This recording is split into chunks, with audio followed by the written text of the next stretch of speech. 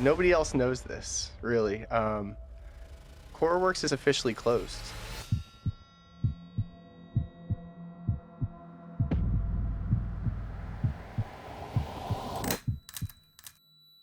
And yes, the first question is, Greg, why don't you take it over? Sebastian, why don't you take it over? Ryan, why don't you take it over? Like, the guys here, Adam, why doesn't everybody take it over? We don't have to do what we see now. Tyler was a beacon of light as a human being, but also our leader at KoruWorks. After 2.5 years, though, I think we're about ready to move on. All of this is him. We're in his dojo every day trying to keep it alive. And you're doing this stuff and you're like, am I making you proud? You're asking us questions that can't be answered. Tyler was our best friend. He was not a boss. He was our best friend. We knew him well before this stupid shot. And he did so much for us. It's not like we lost a friend and you have your time where you get over and stuff. It's like we lost a friend and we look at his face every day.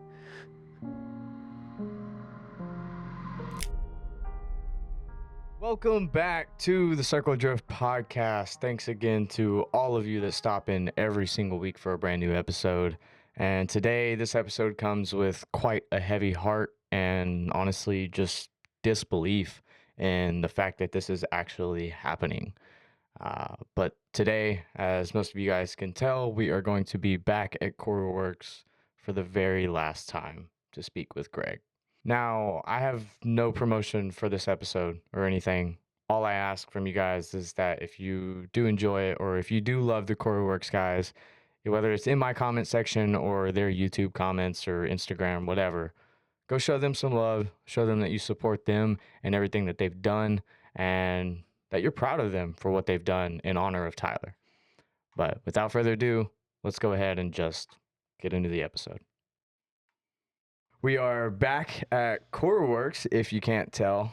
Greg was the only one missing out of the original episode, but we're back to get that redemption. Absolutely. I know we talked to him a little bit at Grid Life and stuff, but yeah, how are we doing now? I'm so thankful to be on your program. Thank you, first off, by the way. Absolutely, dude. Yeah, you've come to KoruWorks before, and I had to bounce out at the very start of the podcast, so I didn't get to be on it.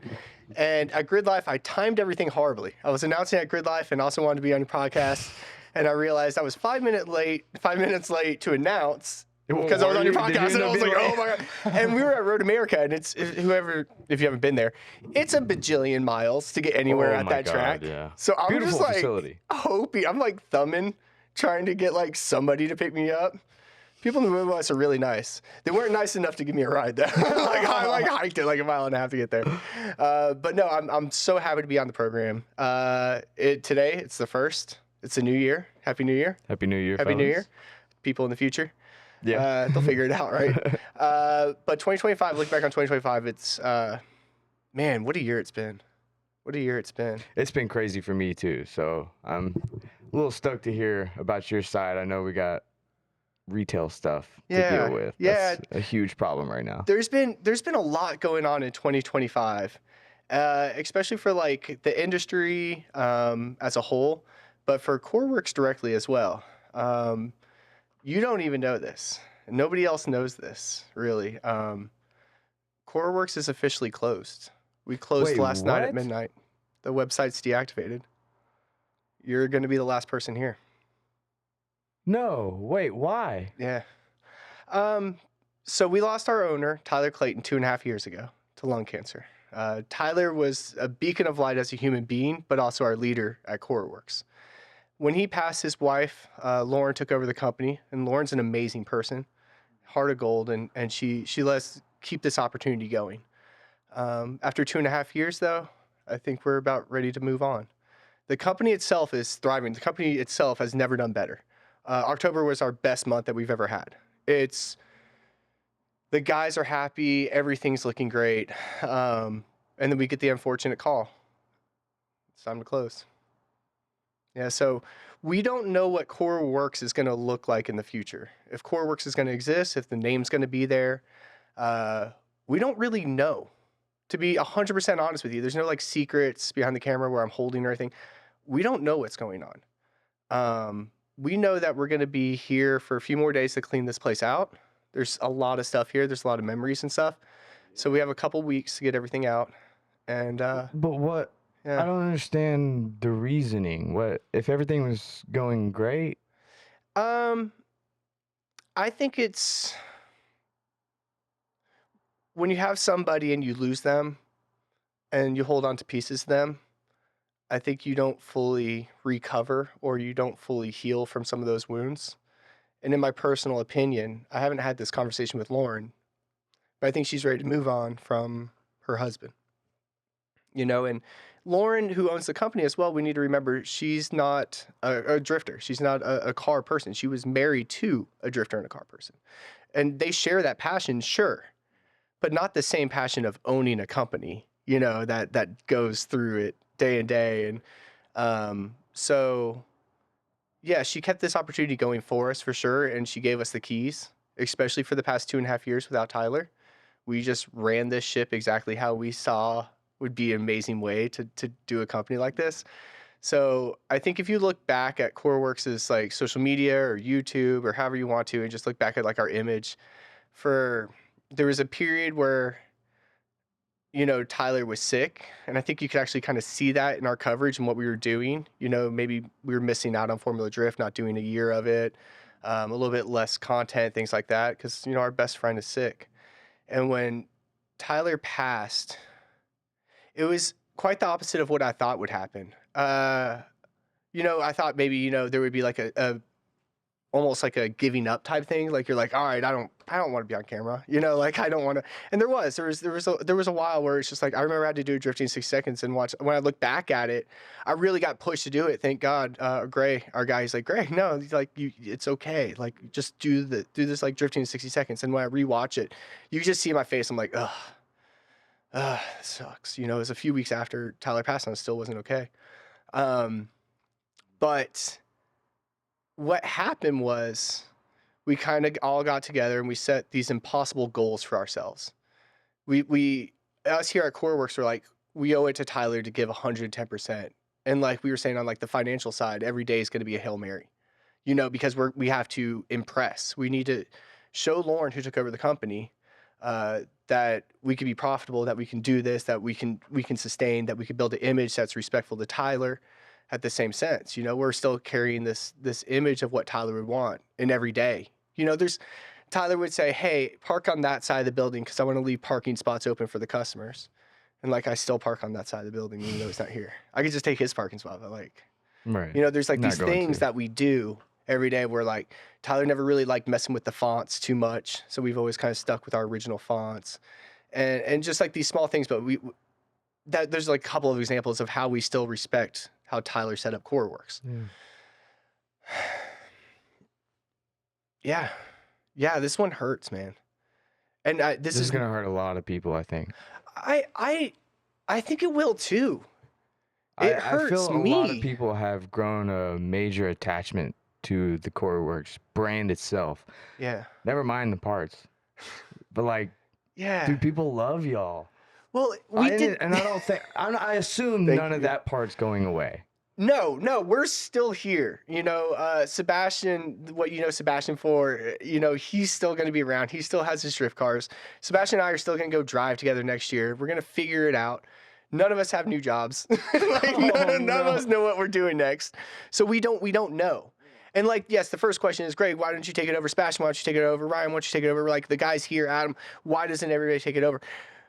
We don't have the money to do what we see now. We don't have the overhead to like, let's move locations. Let's make sure that we have payroll for everybody for like at least 3 months. Let's make sure that we have enough being handled since he passed. Well, the company started becoming profitable. We saw after Tyler died, we dropped a lot of the things that we just could not afford.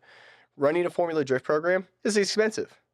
Very expensive. Running a Pro 1 program, oh my God. So like you saw us pull back really on Formula Drift. Now, thankfully, we had some of the best drivers and the best guys in the world, even after Tyler passed. When Tyler was sick, we were watching Formula Drift all season long. And after he passed was FD Utah. And Ben Hobson and Cole Richards got first and second at their finals. and they were both KoruWorks cars. And we were just like, damn, that's dope. Like, that was just like, thanks to you, and Jared said it as well. And but yeah. So we trimmed back, and the company started becoming very sufficient. And we started looking at, okay, how do we have to focus obviously on profit margins. Anybody who doesn't own a shop needs to know, if your local shop gives you 5-10% off, they're hooking you up. Like, there's not a big price margin on parts in the automotive industry, even at a higher level tier. Even at like wholesale level, there's not big discounts on automotive parts. So, but we had to like hone in on that and say, okay, how do we broaden this? And a lot of it came into negotiations with a lot of our longtime dealers, parts manufacturers, thank goodness. And we really started to work on profit margins. This year we got hit with tariffs. So it's like all that hard work we did was kind of, today, an amazing company that we sold a set last week, Fuel Suspension, raised their price again today. And so we're a small company as well, trying to maintain this website of tens of thousands of products and the storefront and the phone calls and all this other stuff. If we miss a MAP notification, which is like a manufacturer changes the price of their product, if we don't change it on our website and we only make 15% on the product anyways, and they just went up 10, after credit card processing fees and stuff, I'm losing like $60. Oh God. Like there's these weird things. And so you have to like, this is the whole, not just our industry, the whole world. When tariffs came in, everything changed, especially for like online retailers and dealers. What you guys kind of built on was importing body kits and stuff and having them in stock here in the U.S. So that Correct. really puts a damper. That was a wild one. So we were on a hot streak there for a while, and it was dope. It was really dope. We were bringing in a lot of body kits and keeping them in stock, stuff that like nobody did. Urus GT kits, bringing in PS Deuce was a big one that we brought in, RIP. Urus, stocking Urus. And then we fortunate enough to get a phone call from Origin Lab and said, hey, we want you to be one of our US distributors, wholesale distributors. And we're like, absolutely. At that time, Origin Lab was one of our largest products or largest brands. And we knew that we had to raise these gross profits. We knew we had to do something, so we signed on with it, and it was sick. We were bringing in a lot of Origin and a lot of fiberglass. How many kits were y'all ordering per month? I mean, a 40-foot every 3 months. No so 40-foot way. container, yeah. And like this is the wildest thing that people need to understand about Aero is like a 40-foot. A lot of time, most of it's already pre-sold. Most Aero, if you're don't count on this stuff for being in stock, because it takes, after customs and everything, like 5-6 months sometimes to get a container from the order date. So we're still taking orders, this whole time that we're placing the processing and everything, like, while it's at customs, we're still taking orders. So by the time you wait for that kit to maybe be in stock, it's probably already sold. And a 3-month wait time is actually pretty short on a good body kit. Like from Japan and stuff, that's a pretty good wait time. Now there's companies like BN Sport, 16 months. They've gotten better. 12 months, 10 months. I got something in like 9 months, and we were like shocked. And it's not anything on BN Sport or anything like that. It's a process. It's a process. When you're buying new stuff to get everything consolidated, it's hard to get everything like consolidated, especially when you have like brands, 7, 8, 9 brands going on one container of all new parts. True. Yeah. Coordinating all that with the manufacturers, making sure it all goes on one container. It's a lot. So like when you start to stack the 27.5, tariff on top, and you haven't updated your website yet, the tariff is coming, but you haven't changed all the map prices or anything. Around what time did this happen? Like when you started noticing the backfire on the tariff? This summer, I would say. So it was, as an industry, like we knew the tariffs were coming, but it kept changing all the time. And we had a container actually at port in Japan, and our brokers like hold off on moving anything right now, because like I think at the time it was like 40% tariff or 50. It was something wild, and then it kept changing what these tariff rates were going to be, and nothing was even locked in yet. So we got a container held for a while. That was kind of weird. That was a weird one. Does that cost just to be held? I assume, right? A little bit, but not as much as like it went down to 27.5, and we're like, bam. She's like, now's the time. Like, go. We're gonna send it right now, and then you'll pay the 27.5. So, but the whole time I'm still taking orders. You know what I mean? I haven't changed the price on my website yet. So once it hits stateside, I lose. If you think about a container, a 40-foot container. I just lost 10 feet of that whole container, fell off into the sea. That's how it kind of looked in my head. Not only that, but I still have to ship that 10% that fell off in the sea. I still have to ship it too, and the employee labor to box it. Those boxes are expensive. Body kit boxes are expensive. Body kit boxes are expensive. They're Some of them are like huge. $80. Yeah, a box. We work with a local manufacturer. bless, I think dude. our cheapest box is like $26. There's a lot of behind What the size scenes is stuff. it? There's what? How do you 88, fit a whole body kit in that? 36, 42, something like that. Yeah. It's front rear bumper. Yeah, JCX bumpers are big, man. Jesus. Yeah. That's crazy. There's a lot of behind the scenes stuff with like body kits where there's a lot. That's why a lot of dealers can do body kits, but they don't. It takes up a Yeah. lot of square footage. KoruWorks has a second store actually, where we just do body kits. This is kind of like what everybody always sees. I don't even think we've ever shown next door, but it's just body kits everywhere. Yeah, I've never We should go seen shopping it, yeah. for you when we leave. We Oh, still got some leftover fuck. stuff. You want to go shopping? Let's go All shopping. right. Wow, man. So yeah, that's a kind of, and like I didn't want to like start it on a bombshell, but I feel like I just need to like tell you like where we're at right now, just so like Well, I appreciate you clearing the it kind air. of set the like, tone a little bit more. Yeah, That's wild. yeah. It's gonna be weird. I really hope the brand name stays in some capacity. In some capacity. Yeah, I agree. Especially given you just wrapped your car too. Oh my god, I just wrapped my car and it was Yeah. not cheap. Chrome vinyl. What? What? I got quoted on green chrome because I wanted green chrome on my car. I was like, that's gonna look so sick. And my rap guy's like, you're not gonna want green chrome anymore when you hear the price. Like, I'm like, it's got to be the same price as red and blue. No, it's not. Not at all. No. What? I spent 3 times as much as my paint job on my vinyl. No way. I painted the car myself. But Well, I did too, so I feel that, sorry. yeah. Well, Sebastian helped me, thank God. Like I did, but I bought the supplies. You know, it was so bad. Yeah, and so now I have a giant KoruWorks down my car. What am I doing? No, I think it'll be sick though. Honestly, I mean, I have KoruWorks tattooed on me. That's for life. I could take the sticker off the car. I'm still proud of KoruWorks. That's the thing. Like, if you have a little KoruWorks sticker on your car or something, like, and I see it, like, you don't take it off, and I see it on your car 10 years from now, I'm probably gonna cry. I would that's the never get rid thing. of that glass. Ever.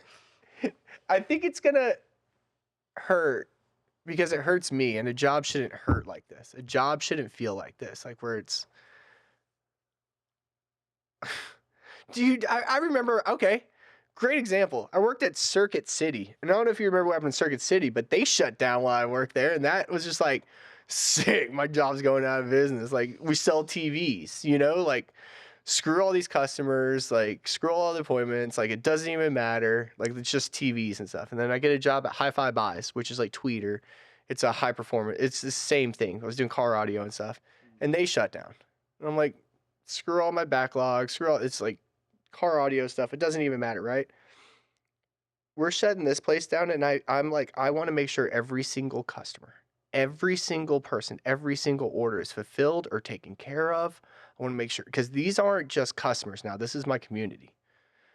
So, like, full transparency, we had 60, almost 70 orders that were unfulfilled from origin. And I'm not bringing another container over. I reached out to people that I knew had origin kits. I bought used kits that were just new, unused. No drilled holes or anything. Got them to the customer. I paid retail for people's kits. I lost hundreds of dollars sometimes. No, I can't say that. But like I made sure these customers were taken care of because they may have been waiting 4 months for something, and I'm gonna call them and say, we're going out of business. I'm gonna give you a refund. Bye. No, I called most of them and like gave them that option. Like, hey, I'm sourcing stuff out. We had so many spoilers. The small stuff that I could do be imported just by air freight to the customers, but we had them air freighted to us so that we would pay the tariff and then ship from here, just so the customer's taken care of. That's incredible. That's gotta We've been hurt, doing especially this. being out as a standing owner of the place. Essentially, like you're overseeing, essentially your baby just disappear. Humbly, we only have 5-star reviews on our Google. We only have 5-star reviews. We don't have a single bad review. I'll be damned if we get a bad review in these next couple weeks. Like, I want KoruWorks to be remembered as like, damn, they were drifters doing it for drifting. Like, yeah, we actually care. Like, if I call and say your body kit didn't make this container, if I call you and say, hey, messed up on coilovers, is going to be another few weeks, you're going to miss an event or something like that, I feel that pain when I call that customer. Like, it gives us all a bit of anxiety. It's not a normal job. It's not like selling TVs and, hey, your Sharp 72-inch is going to be another 2 weeks on back order. Bye. It's not like that. It's, oh, crap, you're going to miss a grid life event, because you don't have this thing that I was entrusted in getting you or whatever it is, This job has a lot of feelings involved because it's so much. We're in the community, doing it for the community. We're part of the community. We're all of it. We don't want to go to an event, go driving, and you walk up to us and go, where's my parts I ordered from you 2 months ago? And we are in a panic. Like, oh, I don't know.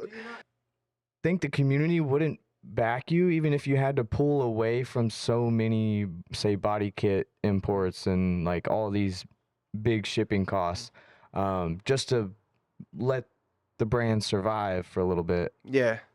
Until you can get back on the feet. Absolutely. Without a doubt, the drifting community would help out in supporting something like this. And it's not supporting the company by any means. It's supporting what the company does for the community is what they would probably support it. Right. It's because we stock parts here for the Atlanta community, where we used to have drifting every Friday night. And, if you needed inner tie rods, outer tie rods, something was bent, a cheap set of wheels to go drifting on, cheap set of tires. So we all had that here. So just come by, get the cheapest, and we'd always keep it in stock as best as possible. Like those commonly the 5-lug hubs and stuff that go back. We would always keep it in stock.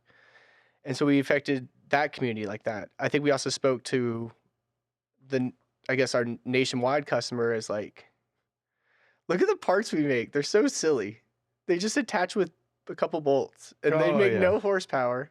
They just put a smile on your face. They take like 2 seconds to put on, and you're like, "Ee," and they come in fun colors, and it's a portion of the car that a lot of times you don't invest aesthetics into.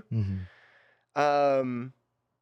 And we just did that because like we're small. We don't have we can't have a tech support line. If that coil pack cover doesn't bolt up, you bought it for the wrong car. Like, I'm sorry, but like it's a very simple product, everything we make.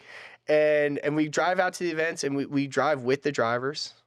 We are, we're just much like yourself. You are a driver. So we're part of the community as well. You can't fake that stuff. Sebastian Judge's final bout. Adam runs one of the most successful like sites that collectively hoards all the Japanese classic, the Understeer King site and stuff. Yeah. He like chronicles JDM. Ryan, engine builder, has built some of the most stout, durable engines running in Formula Drift and Pro-Am and stuff right now. He has so much respect in this industry for what he does. Like, each one of these guys is true in what they do for the industry for drifting. I think the viewers saw that. And so we got a lot of support from that. Like, we are them. Yeah. Because we are. We just have this amazing opportunity to put all under a roof. That's the only thing that makes us different from them. Is like we had a dope friend that gave us a dope opportunity. I think a lot of people that are sitting probably watching this are just, they're still trying to understand why it can't stay. Why can't stay? Because there's so much more to KoruWorks than just body kits or just, like you just mentioned, you sell simple parts. Yeah, we do. Nothing's free. I'm broke. I mean, you go drifting you go drifting and put stickers on your car. So yeah, it's like all my money that would have went into like starting a company. Mm-hmm. If I get money, I'm going drifting. If I have money, I'm buying tires. So what happens to everybody then? Where does everyone go? So Sebastian, first and foremost, he's so insanely talented. He has multiple people that would love for him to come on, because Sebastian is a fabricator, yes, an amazing wiring guru. He could do mil-spec wiring with his eyes closed. I think he does sometimes because it's so boring to watch. But he has built some SRs. He has put together cars from rolling shells to full finish projects. He has built SEMA level vehicles. He has done so much, and he's so deeply rooted in the industry. I think he's very valuable. So Ryan is like the smartest one out of all of us here. and he knows what he's doing. I think he's the only one with a college degree. I don't know. Adam might. I don't know. But like, he's so good at what he does, man, that he's going to have no issues getting a job. I think he wants to stay out of automotive, maybe. I'm speaking for him, but like, you know, I think he's going to look for like a new opportunity, something fun, maybe start his own company, which will be sick. Would he still stay, I assume, stay in drifting? Probably. Yeah, oh yeah, he's building like an FD car. Oh yeah, Okay, he is cool. I not was gonna stoked on say. this. Ryan's like got a rolling FD shell, a quick change rear, like fully built JZ getting ready, like, don't have a shop to do right now. That's another thing. We all have to figure out where we're putting all this crap. Yeah. Yeah. We have like our drift team in here that like we own, that we're losing the building. So like it's a mad scramble for that now too. So the drift team is like, that's officially done then too. Yeah, I mean, we're not sponsoring anybody for next year. Yeah. There's a couple dudes that are still going to run our logo, which is super sick. Because, like, we helped them out the best we could. Who? Obviously, Cole, I assume. Probably not Cole. Probably not Cole. Cole and I, we didn't have a falling out by any means, but we just didn't work as closely as we used to last season.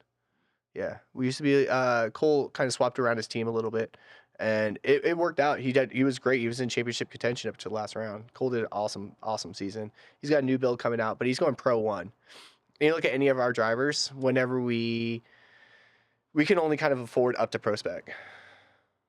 Our capabilities, even 8 rounds a year, leaving the shop 8 times a year, it's tough. So I don't want to use all my vacation days at FD. That was happening. I totally get that. You know, because yeah, when you see us at FD, you know, sometimes it's as KoruWorks, but most of the time we're using like our PTO days. Like we're out there. We're still a company, you know. But Adam just got a job for a very high-end automotive brand here in Georgia. So I'm very, very stoked for him, doing almost the same thing. So you're gonna see him there soon, but I'll let him announce where he's going after this. Adam got a great gig. And Kenny also is making some lifestyle changes, which I'll let him announce on his own as well. Yeah, Kenny, who does our media, as you know, he's so talented, dude. And Kenny's going to be fine. Yeah, wherever Kenny goes, wherever Kenny does, if it's automotive related or not, his skill and his passion and what he devotes to what he does, he's going to be fine. So that's also a kind of a cool thing. It's like a breath of fresh air where you ask me what's going to go on with all the guys. I'm like, they're going to be fine. They're all so insanely talented. Insanely talented. I have no idea what I'm gonna do. I have no idea what I'm doing. I'll be around here for like a little bit, probably till like the end of the month, just making sure again all orders are taken care of. You know, any emails that come in, shutting down the accounts. Everything takes a while to like kind of shut down as well. But like right now, as of today, everything I've said is like exactly how it is. I don't have a job. I don't know. I don't know what's gonna happen. I know what I want to do. Can I tell you what I want to do? Absolutely. All right, cool. Andy Luck, check your DMs. I want to announce Formula Drift. Oh, shit. I want to do Pro Spec at least. At least. Okay, I think it would be so much fun because I'm a nerd. I'm a fan of drifting. I'm a drift fan. I can't keep my stupid mouth shut. If he comes around turning, he's like bumper graduation. I'm gonna be like, I've enjoyed hearing you in the Grid Life live stream. Yeah, Grid. I've done. So okay. So humble brags. And this is for FD. I hope to God they see this. I've announced, you know, Grid Life, CLS Fest, competitions, stuff like that. I've done plenty of live streaming. I've also judged Pro-Am. I have managed drivers programs. I have spotted for drivers. We have won many of Carbon trophies in their series. I have been a fan of the series since day one. I'm 90% sure I could go through a whole event without cursing. I'm like getting good. 90%. I'm like pretty close. But I think somebody asked me, it's like, where are you going to go from here? Like, what's your dream? Like now, since you're doing this, like, don't go backwards. Like, what is your dream? What do you want to do? And like, the only thing I come up with is like, little kid me would love to be like part of FD in a capacity. Does it pay the bills? I have no idea. I don't care. Right. But it's one of those things where like, if this is going, that would be new kind of sick. opportunities as well. I think that would be an interesting twist because one conversation I had with Jared when he came on, I think that was at Good Life too. But he even mentioned having someone that is an actual proper driver would be a very interesting twist as an announcer. To give Yeah. a real technical side and like actually explain some of the things that are happening. Because, I mean, to the viewer, it can kind of sound robotic the way they speak Mhm. and repetitive at most times. So I think adding an actual driver to the group Yeah. would really make a twist. I would fully I support would love that. to do prospect. Now, would I? Ryan, do it. Come on, buddy. I just listened to your podcast. It was entertaining. You're the best. Wow. Edge of my seat. But no, I think that would be kind of sick. So that would be like a life goal achievement because unfortunately, my dream job is this right now, what I'm currently doing, because it is everything we embody as a group of people here that make up KoruWorks. We are 100% our unapologetic selves. This is us. We got a clubhouse and we're making it work. So it's going to be hard to do anything lateral. But I think I keep on making the joke. I think I want like a Home Depot job. I think I want someone to be like, go stack the lumber. And I'm like, yes, boss. Like, I kind of just want to like take a time out. So I might take a couple weeks off. Just like take a time out. I would. I want to go to Take a breath. Colorado. Me and my fiance, love you, baby. Me and my fiance, we want to go to that South Park restaurant in Colorado. South Park restaurant. What? Okay. Trey Parker, never Matt heard of Stone that. opened up, Casa Bonita, which is a Mexican restaurant. There's like, it's been there for a long time. They bought this $1 million restaurant and put millions of dollars into it. And there's a South Park restaurant in Denver, Colorado now. And I'm a huge South Park fan. Wow. So Okay. I think we're gonna take a road trip to California, maybe. Do it. I don't know. I want to take time off. I haven't taken a vacation in years. That doesn't mean like drifting. Hmm. All my vacations are like drifting or let's go meet the parents. This shit's harder than it looks. Like being It's your in the whole life. industry is rough. Yeah. And I know from a viewer standpoint, you see the highlight reels. So like obviously it's gonna look like an amazing time, but there's so much people sacrifice to have those amazing times, man. Drifting's so tough. Like he walked in the door and I'm like, so you almost got your car back together, right? He's like, haven't touched it. I have been so busy with other things. So if you haven't seen his car working, it's because of this. Please hit the like button. I do it all for you guys. That's why. No, but you, and it's funny because I asked you this question and it was just a point blank question where I said, do you want to be known as like more of a voice at drifting or a driver? And you said, I have really no want or need to be a voice of drifting. You have a lot of pride in being a driver. And so me watching you say, I still have my car back together. I'm like, oh my God, you're putting this first Yeah. over what you really, truly as a hobby want to be doing, which is behind the wheel of driving. It hurts. You A got, lot. oh man. Yeah. Time is your number one enemy, you would say? Oh, absolutely. Yeah. Yeah. Time and your own self. Just once you get so full and packed on the schedule, it almost becomes so overwhelming that you just freeze. Yeah. You get to a point where you don't get anything done because there's just too much. You don't know what to focus on, so on and so forth. And then you get like distractions or whatever. I swear to God, I have ADHD too. So We all like, do, but like, I get go a on. text message while I'm in the middle of editing a video, and then I have to look something up, and then I'm like 5 different emails down somehow, and 3 hours later I realized I was editing, and I'm like, fuck, I gotta go back. Just the brain switch. You're too many hats. Well, and a lot of people, they know you do a lot, but it's not just what you see here, which is like the setting up this whole arrangement, which again, like they came down, got a hotel room. This has taken 2 days now out of their schedule just to even do this one thing. You still have to edit all that other stuff, but you have partnerships that are very established partners that you have that help you get to the places. You're planning a schedule. You're trying to get your guests on. You're doing, this is a full-time thing just doing what they see. I see you at events sitting in pretty sick chairs, but I want to see you in your race. Like, I want to see you in your car next time. Yeah, I want you to those set up your Viper booth chairs are and- comfy, The but Viper chairs are sick. Yeah. a bucket seat's pretty nice to be in. Yeah. Yeah. Let's get laps. I got laps with you in Port Alliance last year, or what was that event? Fuel Fest? Did you? I may have been a bus length or two behind you, but I was there. Which was it? It was where the car got boo-boos. Oh, Oh. yeah. The car didn't run right that entire time. Okay. The throttle cable was just. That Issue, event was rough on but- everybody's car. Everybody's car. If they're running that skid pad in Atlanta, I'll never run that event anymore. That's the only event we have It's left in Georgia. awful. We only have that skid pad left. That's all we have. You look out right out on the other side, and there's a road course, and it pisses me off that we're in the most beat up parking lot in this entire facility. Horrible on tires. For one. Horrible on tires. It's awful. Yeah. And then, like, in Fuel Fest, you're running all day. You want to make money because that's the whole point of Fuel Fest as a driver. And, dude, it's miserable. You're dying in the car. Oh, it was so hot. Yeah. It's miserable. It's awful. Okay. Well, the road course, they're not going to let you run it.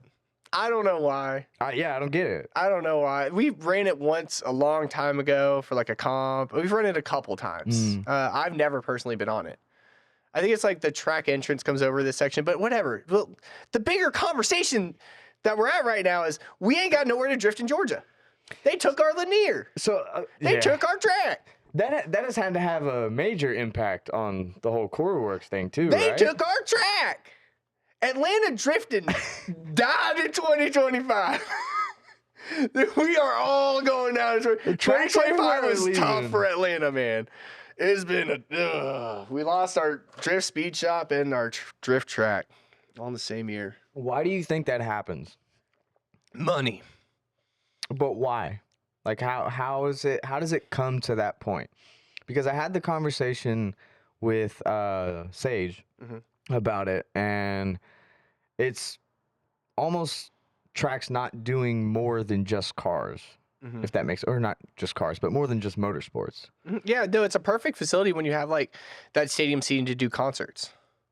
It makes total sense to like think about an oval track. You have all that seating right there, and if you built the track properly, where you have like some type of removable fencing, like you could have a full blown concert. You know, pull the fencing out and blah, blah, you know.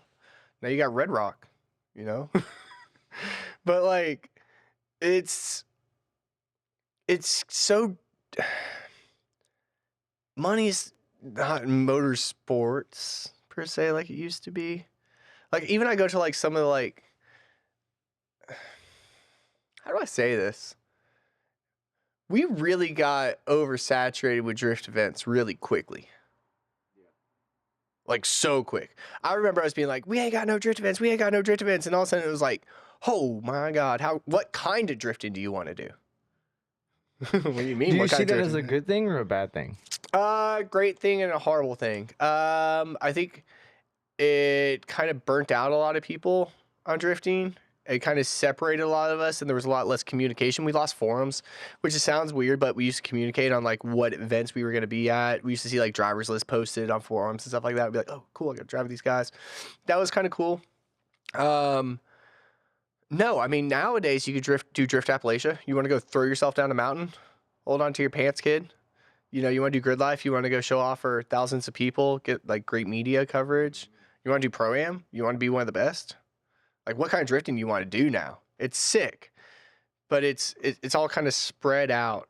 And they had drifting every single Friday night at Lanier, which you think would be cool, but I think we never really all communicated to say like, let's all go on this Friday and stuff like that. It just kind of turned into more sideshow cars over time, which was cool. It still was a show. It was a great place for us to go test.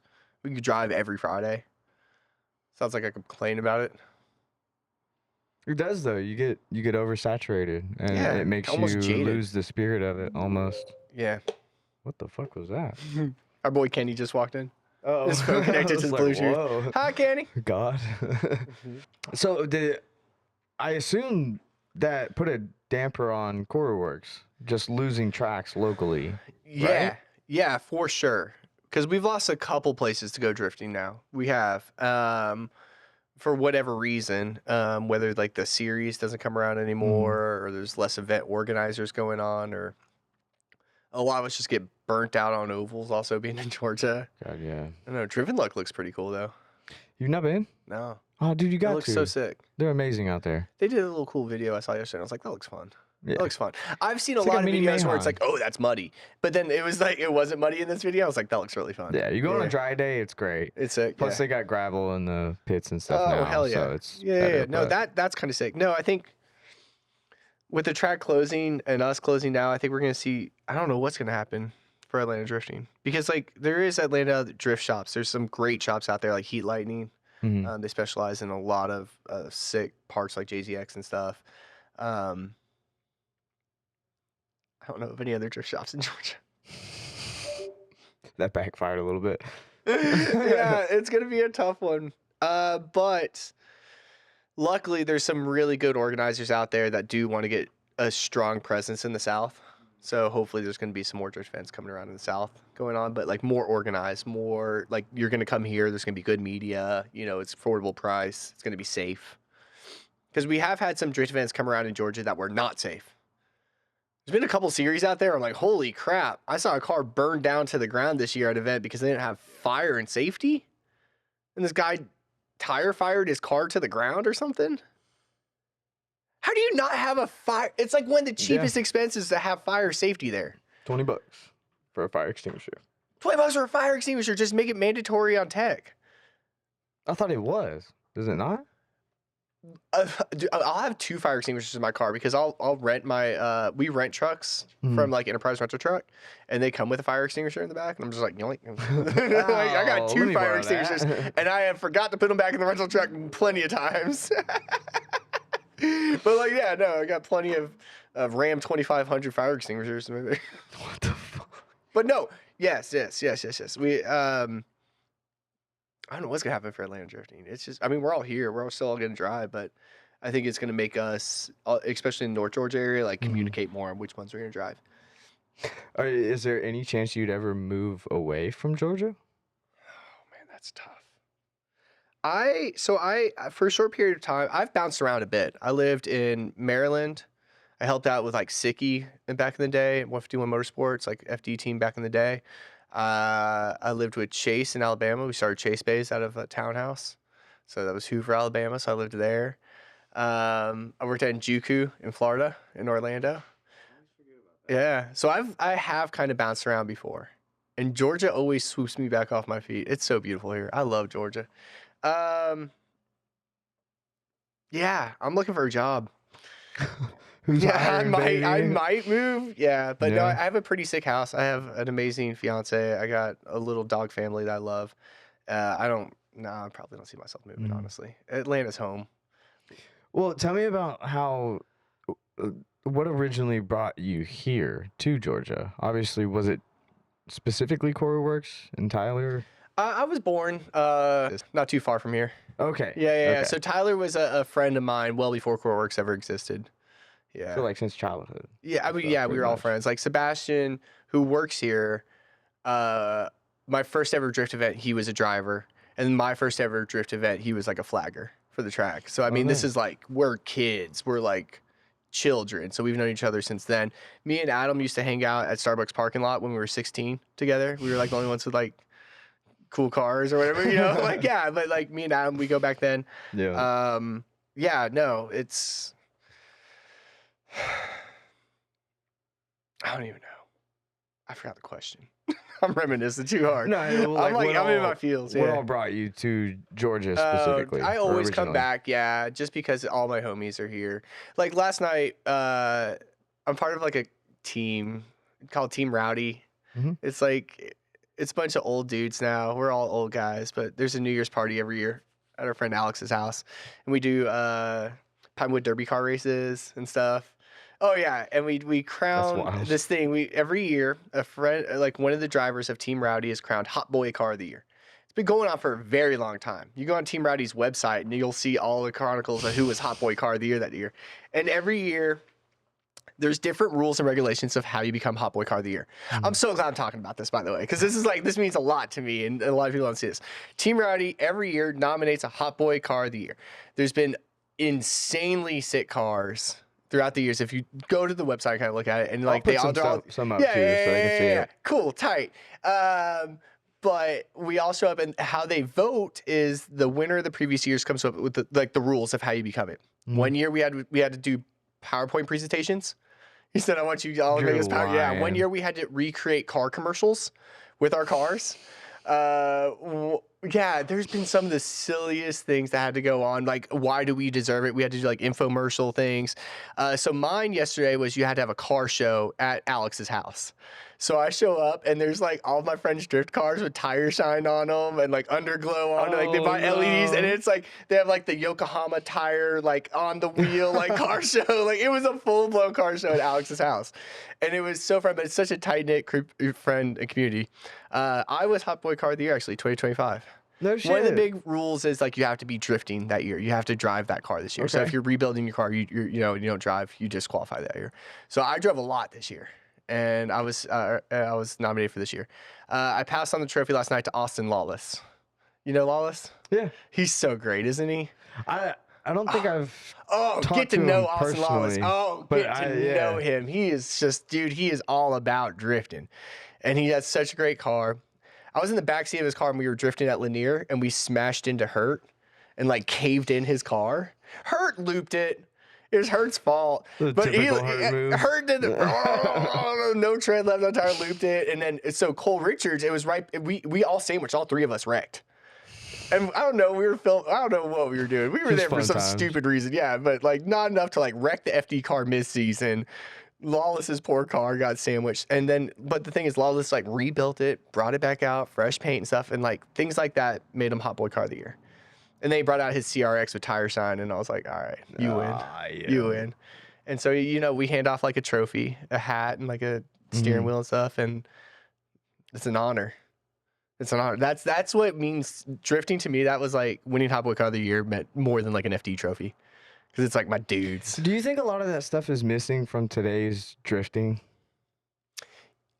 Just like real heritage of it. Like it almost seems like we're living through a commercial of drifting.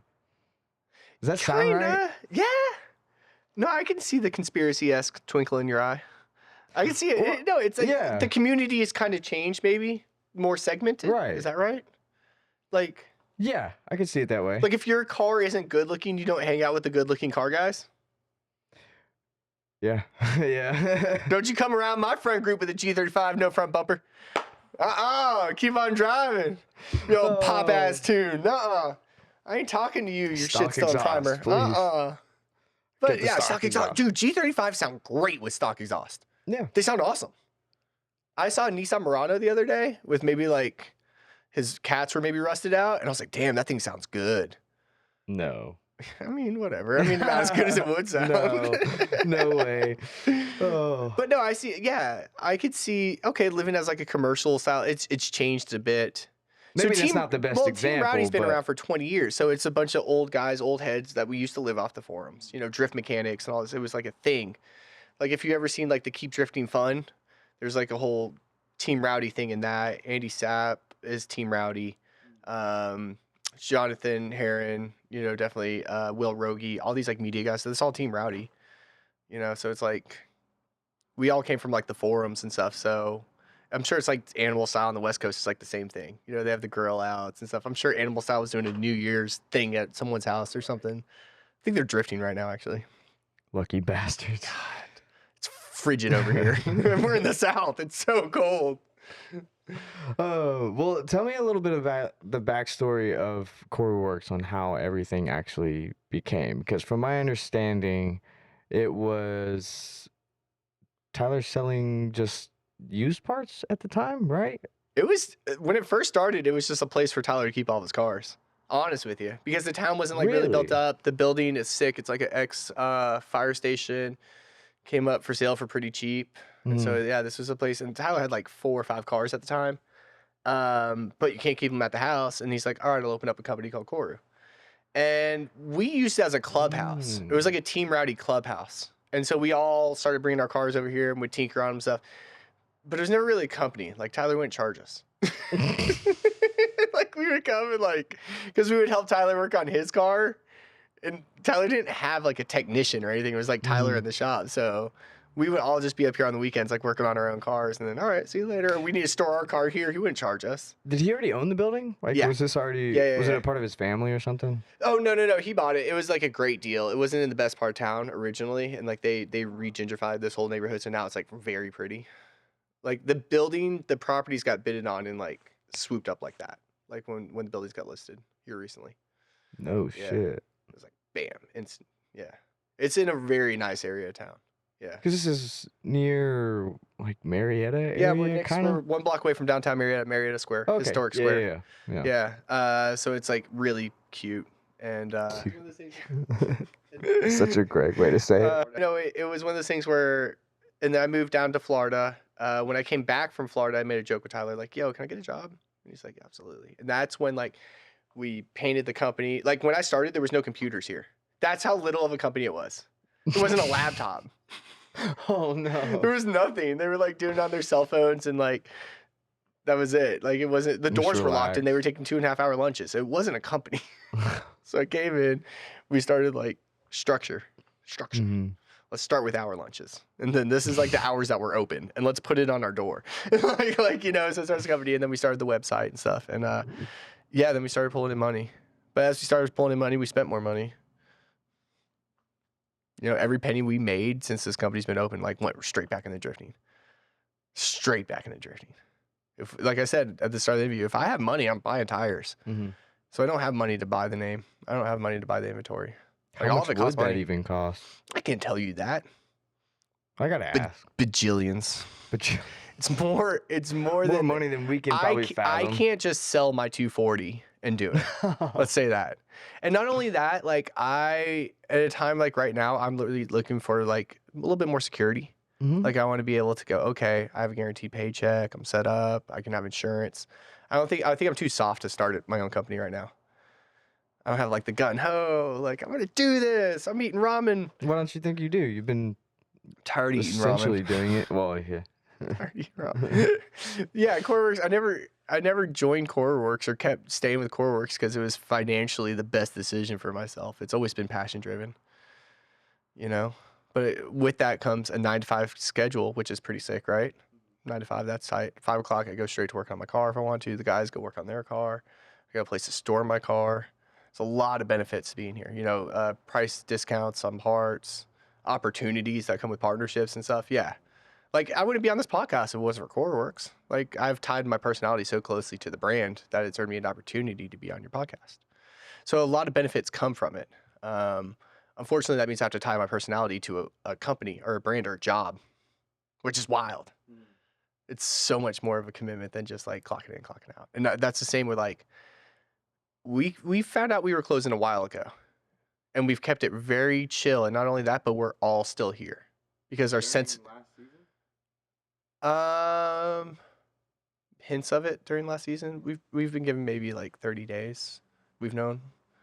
But enough time for like us to help out our customers, like say reach out to customers, make sure they're taken care of, things like that.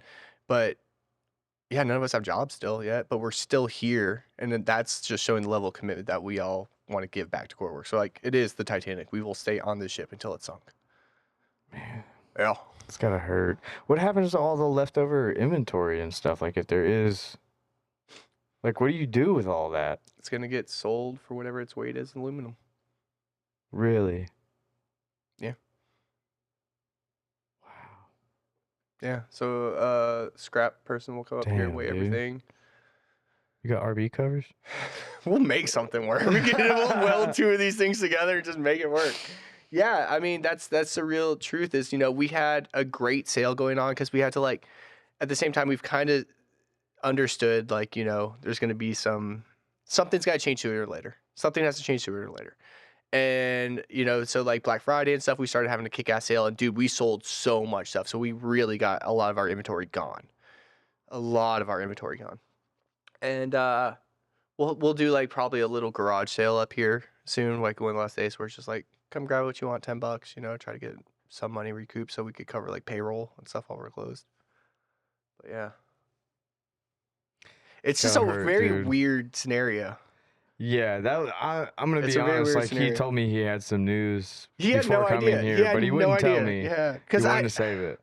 It happened last night.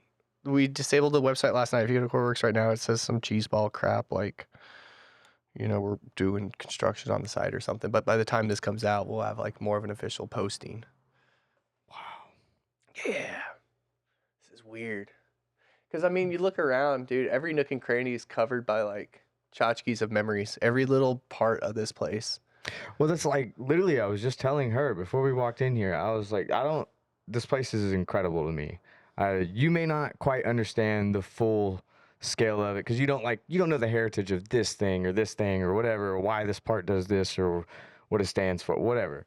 But it's honestly overwhelming coming into here because there is so much cool shit. So, There is every little nook and cranny. I could just pull something. like, yeah. An old Red Sun's like pull back toy. This is a stamp. You roll it on stamps. You see in kanji. See, I didn't even know that. Yeah, That's crazy. and it rolls out the Red Sun's logo on the bottom. Yeah, there's stuff everywhere. You can just reach over, touch something, and we got to box it all. 2 weeks. Where does it go? No idea. Because like.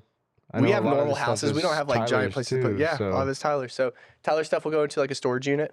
And then our stuff, I got 2 storage units myself. And yeah, the rest of the guys are like looking for storage. Trying to figure it out real quick. Yes, sir. Dude, that hurts. I didn't want to be such a Debbie Downer on this. We could talk. Let's talk trash about somebody so it makes me feel better about myself. You pick a name. What was the biggest disappointment in drifting this year? What a flip. let's get the people what they actually want. Let's talk trash. I think we are. Oh man. No, People are gonna. This is a freaking weird one, but this is why when you asked if you could come down, I was like, perfect timing. Mm-hmm. Yeah, because this is literally happening on the day that we closed. And what is this gonna do for just naturally having body kits? Nobody else does it, so like, there's a couple companies out there that grunt work now. Everybody's gonna have to do their grunt work and figure out where they can find how to import. Can you give them some hints to go off of? Leave them some breadcrumbs? One of the best people to talk to, and they'll do everything except for D-Max and Origin. D-Max is a weird company. I'm gonna let you guys know this right now. If you like D-Max, they're not super organized, I guess. And so it's really hard to get stuff. No matter who I've talked to that's ever ordered D-Max, it's like kind of a pain in the butt. So sorry. And Origin, they're not an Origin importer, but pretty much everything else. Mastermind. Rajit and the dudes over at Mastermind. Mastermind is sick because in this industry of what we're doing with like body kits, it's kind of like a gentleman's agreement how you get your stuff. So anybody can go over to Japan, buy stuff. Yen ratio is pretty helpful right now. Pack a container, bring it over here and start selling it. When we see somebody who's like not an authorized Origin dealer selling Origin, we're like, yo, what's up? Like why are you flooding the market? Because we bust our ass to get these accounts. And we're not trying to lose sales to someone else that's just like kind of cheaping out the market, taking advantage of the yen ratio. So it kind of sucks. What's cool about Mastermind is they are authorized BN-US. They are authorized Eurus. They are like 100% you're getting it from an authorized dealer. We've also had horror stories of people ordering like Car Modified Wonder and it's not Car Modified Wonder and they get it and they call us because we're the authorized Car Modified Wonder US. So do all those accounts disappear then? Or would people still be able to hit you up directly and just be like, is there anything you could help me get? I think people could send me DMs. Okay. Yeah, people could send me DMs and I can figure stuff out for them still. Because I do still have all those contacts and friends and stuff. Yeah. I could get your stuff on a container, sure. Yeah. But like, it's, all these accounts are going to change. There's a lot of, we are the exclusive dealer for, unfortunately, a good bit of groups. Like Valino wheels and stuff like that. There's not many people selling those. If at all. Origin wheels. Yeah, I don't think most people even know they have wheels. Yeah. It tripped me out when I saw a buddy have them. I was like, whoa, what the fuck? We saw them. I run their tires. Great. Like, well, I didn't even know this. Same. The tires for the Southeast, like, we were pretty good with bringing those here. I haven't ran their tires in a while, but like. They're not cheap. Yeah. They're not cheap. Yeah, that's why. They're very expensive to drift on. Now, I heard somebody told me at, what event was it? At Grange that they just had there, that they went like the whole day on one pair of the Valinos. And I last a while on the I've heard. So if I'm going to spend $175, whatever it is, on one tire, but it lasts all day, like, let's talk. Yeah. I'm also so cheap, I won't test it myself. I'll just stick with whatever I can afford at that moment. I'll buy 3 sets of something that's like $20 cheaper. I'm so cheap. I just graduated off of like the $65 tires. like just maybe a year or two ago. Now I'm running like a nice tire, but I don't know. I'm still blowing. I blew my quarter panel off at the last event on a Falcon 615. I was flexing so hard on everybody. I circled the pits like 3 times with the stickers on the tire. Look at me. I'm on Falcon 615. I was like, I made it. I made it. And you know what was even better? Ben Hobson was in my passenger seat. And I was like, we're about to go backwards. I'm gonna smoke. First 2 laps were so sick. Straight off track. The Falcons smoke like my car looks sick in pictures with the Falcons on the back. Smoke everywhere, and it felt good too. And then they did that thing where like the FD drivers would say like they get slick if you hot lap them. Like I've never been on tire. Like they say they get greasy. It's always been the conversation of the Falcons. They get greasy when they get hot, right? I've never been on them. I was not thinking that on lap 3. I'm just hot. You're just smiling. Oh, look at Ben Hobson. Like, look at me. this is how you do it. I'll show you how to drive. Right? And like, lap 3, that mug exploded all over my car. That tire caboose. My quarter panel launched, and I'm just looking at Ben like, oh. Like, this is. So I went from a real high of like, this is supposed to be like this is like the Rolls Royce of tires here. Yeah. Never put one back in my car. I'll never do that. I don't know, man. Yeah. I was an idiot of me, though. What is your favorite tire then so far? The Kenda. Kinda. Really? Kinda. I only got a few laps. Okay, I got 3 laps on the Kenda, and I was like, oh, this is sick. And then Sebastian hit me. And then when he hit me, he took the Kendas off my car and put them on his. Because I was working on mine, and he ran out of tires. So I got 3 laps on the Kenda, and that was 6. I can't say the Kenda. No, the 651 Sport. I did Polecat on the 651 Sport, and I was like, whoa. Oh yeah, you were working with Tire Streets this year. Yeah, yeah. Great people. Another reason why I can't say the Kenda. Solid point. I'm not good at this. I have not taken advantage of shouting out the people that helped me drive. Let me tell you about my Haltech. It's pronounced Haltech. If people don't know, it's not Haltech. It's Haltech. I never knew that. Yeah, Haltech. I run a Link, so it doesn't matter. Links. I love Link. I love it. Shout out to Link boys. Forrest, Jason. We paid for mine. I didn't. Yeah. That's no partnership or anything. Just I run a Link. Okay, we do so many Link ECUs here, and they are so dummy proof. A lot of like their JZX stuff. Like we saw a lot of those JZX plug and plays. They're so dummy proof. And Link does a lot for drifting as well. Same with Haltech. Listen, they both. When you pick your ECU, this is what I'm going to say. People are going to be like, I'll do the same thing. No. When you pick your ECU, that's when you need to slow down before you just start pressing buy now and really research what you're buying. That's like the one thing. Like I would almost debate it on coilovers, but like when you're picking out your ECU, like slow down. There's a few companies out there and they all offer different things. Some tuners won't turn this or that. People are out there still buying AEM V2s, not knowing that you ain't gonna get too far. I took the Power FC out of my car because of issues tuning. You know, and I just run one of their plug and plays. Actually, most people don't even know that their plug and play they're all the same. Yeah, it's all the same computer.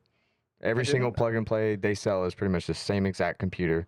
It's just got a different connector or a different because they come with a just like a default tune to get the car started and stuff like that. Yeah. So that's why it's specific to a car. But it's all like the same. It's all the computer. same ECU though. Huh. Yeah. Sick. Yeah. I didn't know that originally, but whenever I was talking to Jason about it, he told me that. Jason's such a good dude. He's amazing. I love Jason so much. Shout out Jason. Yeah. Good dude. But I should start really shouting out companies. One of these companies is going to give me a job if I do it good enough. One of these companies is going to be like, damn, yeah, who else? Who's got big money? Who's got the biggest money in drifting? I love Adam LZ. And Drift HQ and Savio and Chris. The boys. No, that's another thing that's awesome that like some people might not know in what we do. All of us work together.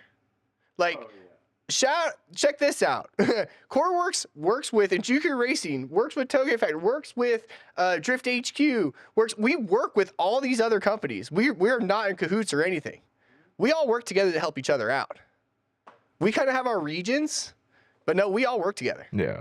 Even though there's competition, Sure. It's still We leave it at like the track. helping each We other leave it at the too. track. Yeah. You know, Yeah. sure, we have fun like in race cars and stuff, but Looks no. like we need some upgrades on the Sims though. I Slow will down, say. bruh. Slow down. What? We Saying. got these new NRG Johnnies? Come on now. The NRGs are Well, sick, let's start sick. back and work our way forward, okay? The seats are sick. Style's important. Once you I get get up to the seat, I don't know where the screens came from. That was a ratchet strap Insignia TV. Yeah, that one's a little rough. The feet are still on it. Listen, the feet are still on it. The feet are still on the TV. Listen. We got 2 lava lamps. Okay, one of the bulbs blew on the other. So instead of getting a bulb, we just bought a new lava lamp. So once the light blows on that one, we'll have a 3rd lava lamp. Yeah. It was decorated by a bunch of assholes. This is our place. This is our home. Without a doubt, we spend more money here, or more time and money than we do at home. 100%. 100%. Like, sure, I sleep at my house, but I sleep here too sometimes. Like, I don't like it, but I have. What are you personally going to do this year as far as drifting then? If you're not going to be drifting for KoruWorks? Great question. Now you get to kind of do Whatever. what events you want. Yeah. I really like Grid Life. Grid Life is like family to me. Those are like a solid group of dudes. Every time I go to Grid Life, I know a lot of drivers say this. When they do Grid Life, they feel like that they put their drivers on a pedestal. You know, they do this separation between a spectator and a driver, and it shows when you drive a Grid Life event. You're like, oh, cool. These people are like watching me and they're hyped on me. And a lot of these drift events, you don't really get that. I love taking strangers for a ride along. I love hyping a crowd. I love like doing something stupid, dirt dropping, and the crowd's like, ah, and I love seeing video of it. And Grid Life is that. That's so sick for like a grassroots driver. And the one event I cannot miss is Grid Life Atlanta with FDs in town at Road Atlanta. That's the one thing I can't miss.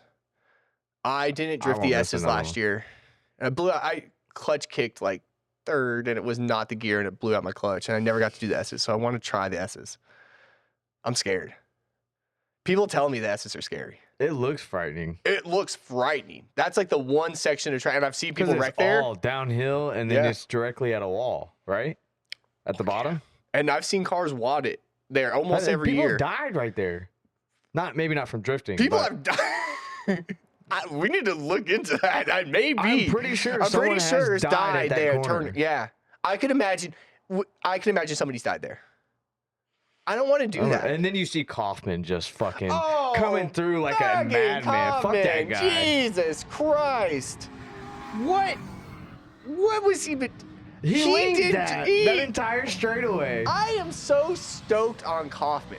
2025 is the year of Kaufman and Miatas. Miatas came out hard this year, and Flocks, everybody got a Miata, it was sick. 2025 is the year of the Miata, and Matt Kaufman.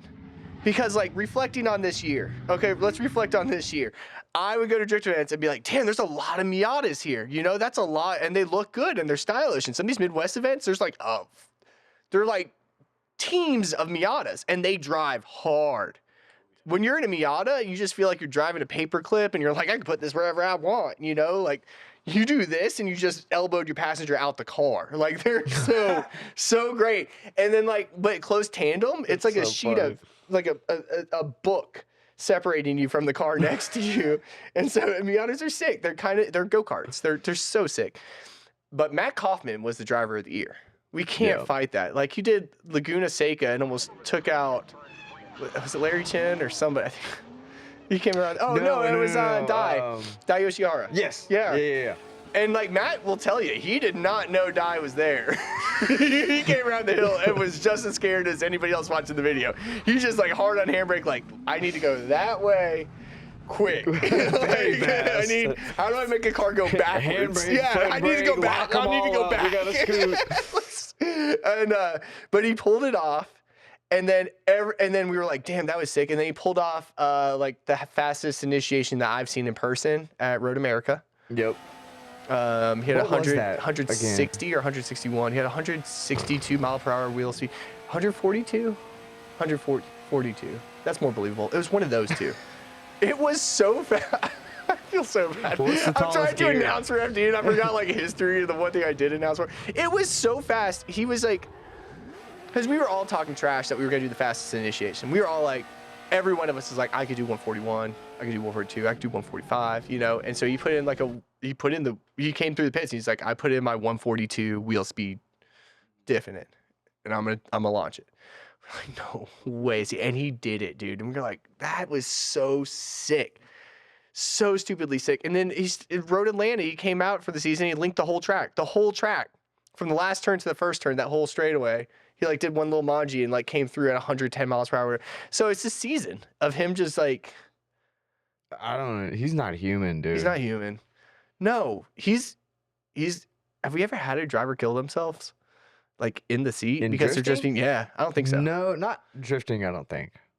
Matt Kaufman might be the first one because he's going speeds where it might. I don't want it to happen. Has he driven? I don't want it to happen, but like, Has he driven Drift Appalachia yet? yeah, he Yes? survived. Okay. Yeah, he He survived. survived. Did you hear that they're going to do Imagine. Drift App at night? Have they announced that yet? Yeah, didn't they? That was on the thing, right? Yeah. Yeah. I'll put the flyer up on the screen Yeah, so you so can see it. Drift Appalachia, which is the sketchiest thing in drifting that we have going on in America right now, without a doubt. Without a doubt. I've talked to pro drivers that say they do Drift App, and they are more on than any other thing they do. Have you driven the new map, the new track on Sim? Nah. Can you make it down the track without just Listen. listen? I've been to Drift Appalachia and I've done a ride along. I wouldn't put myself in a car going down that road myself. No, right? I don't believe in myself enough. So, look, I've driven a shitload of Togue maps on the Sim. Incredible. I'm usually pretty cocky whenever I go into it. This one humbled the absolute fuck out of me. I haven't even I've done it maybe 3 nights in a row, you know, maybe 20, 30 minutes on the Sim. And I still have not even gotten to the point of working on going uphill. Because the downhill is so incredibly realistic. Those turns come up off quick. camber, Yeah. it will totally throw your car off. Like, it is real. Dude, I can't believe. I mean, I'm stoked I that there's really people hope doing it it. humbles the shit out of people that have talked so much crap about only influencers being able and There's a to come reason. drive and There's so a on and so reason forth. why you see this. And like, talk trash all you want. You go up the mountain. No, there's a reason why it's only like the influencers or you know the pro drivers, because you have to. It's not that you have to be that good of a driver. They have to know that you are that good of a driver for you to drive. They have to see you, so the influencers might go because they know that they can drive. They see it, right? The pro drivers might go because they've seen it. They know you can drive. They may bring the pro-am guys because they've watched that. They know that. I wouldn't do it. I would not do it. Yeah. And Dude, I'm okay. I'm okay. I I'm rode not with a bad Danger driver. Dan, and he refused to do the downhill. Even top tier drivers, bro. Like, Danger Dan did mid pond in a Miata 2 days straight, never went off track once. Mid pond. Never like the easiest track. we to were dirt just drop. he was in a Miata and it was wet like the first day, and we're all just standing there, arms crossed, a bunch of us, and we're just watching him going like, dude, Dan's a ripper, and he just made the wet track look, dude, and he's such a great human being as well. I met him at No Star. Really? He was pitted right next to me. I didn't even realize it at first. And then he walked over and started messing with the Miata next to me, and I was like, Dan, Yeah. what's up, dude? He's What the so fuck?" sick. Hollywood never went to his brain either. Oh, no, not at he all. never went full Hollywood. Yeah. No. But Drift Appalachia is going to do the same sketchy trash we're talking about right now at night. And they've spoken pretty clear about like you can't apply to do it. They're gonna contact the people for that one. They're gonna let you know that you can drive it. There's no registration for that. Even for like media and stuff, they usually It will be more secured than the normal ones. Yeah. It's a whole different process, Yeah. apparently. But if every car doesn't have underglow on it, it's a missed opportunity. that actually might be real. That's a real dude. I want to see them go at night, but I want to see them all with underglow. It might be a tech thing. Like, you have to have underglow. I think it needs to be a Which tech thing. if it becomes like a, whether that be Type S or Low Glow or one of those companies that supports the event, then like, This why is wouldn't an you? insane marketing opportunity. Now at this point, like LED strips are cheap, especially for a manufacturer. Just run them on the guardrail. Ding dong. That's not cheeseball. It's not. It's sick, is what it is. I love it. I did like Cosmic Drift. There's this an event down here that we had at Lanier called Cosmic Drift, and they lit up the entire track. That dude in blue puts it on. It's got like neons and like all kinds of. It's just fun, man. Like it is like Comic Spell. They turn off all the lights on the track, and you just have these like strobes come through and hit you in the pupil like through a turn. And you just keep on going. It's sick. It's so much fun. Everybody has like their lights on their car and stuff. That's fun to me. There's nothing bad about it. Yeah, I've been to those. I just haven't been able to drive one yet. I don't like those light poles that people hang on their cars. Like they're like just straight. I don't like that either. Why do they do that? Really cheesy. They're like hang 2 light poles off the back of their car. And another pet peeve I don't like, and I'm not going to be your friend. If you drive a Camaro and you have one of those GoPro mounts on your rear window, you're an asshole. Like the ones And you that just drive stick off. around. If you have like a stupid Mustang or Hellcat, and you just drive around with the GoPro 360 all the time because everybody want to race me, you're What a joke. what a joke. Get the GoPro. Go do something extreme with your life. I don't want to watch you drive to the mall look for a race. Assholes. Just out fishing. Yeah, why are you gonna mount a GoPro 360 to your daily drive? I don't want to see traffic Stock congestion. Camaro too. Screw it's just off. blacked out. It's cool like Texas 2K, where they're like, it's on a 1600 horsepower Lambo and the camera's holding out for dear life. Kind of cool. I don't care what your roll race looks like against some Audi. Screw off. I'm trying to get home safe today. Stop street racing. I do miss street racing. I haven't done it in a while. It's such a thrill. Nothing's cooler than a light going green and you're like, it's so fun. Street racing is so fun. I haven't done it in so long. I haven't done it in so long. I'm a big advocate. Don't do it. I have done it, and it's a lot of fun. Dude, as you get older, you want more of a stock car than anything to drive around. I drive a Ford Ranger. I've drag raced anybody. Any of my friends, no matter what I'm driving, if I'm in a rental car and my friend pulls up next to me in a red light, I'm gonna race you. I'm gonna race you. You know that too, right? You see one of your boys and you're like, hey, and you just so happen to be at a red light. Even if it's just like a 1, 2, 3, and then shut it down. Yeah, like, I'm not gonna. I'll get it up to like 50 miles per hour. 50. That's you like hit the speed limit and then. Yeah, and back it up. Yeah, I'm there quick, boy. I'm like disabling traction control, VCT, whatever. All the lights are off. Yep. Wait, we were talking about Drift Appalachia. I don't even know how we got there. Drag racing sweet. 2 ADHD folk talking. We had 2 minute energy drinks this morning. I did want to mention on that though. They're coming to Nashville. That's crazy. So I'm actually local to Nashville, so that's why I'm bringing that up. But yeah, come out to that if they do allow public. I don't want to Southeast speak events on that because I don't know if they will. Nashville's gonna be sick. Did they say that was gonna be a mountain road or was that just gonna be an event? Because I think he said something about NSS. I'm not gonna drop too much. Yes. Okay. But I will say this is also the Drift Group is a community of guys that have put on events like Streets of Detroit. Show a video of Streets of Detroit. Streets of Detroit was one of the sickest events because it was a pro-am comp with inners and outers, zones, judges, media. It was a full pro-am event on city streets in front of the old train station in Detroit. And it wasn't like a one-year thing. It was a multi-year thing they kept doing.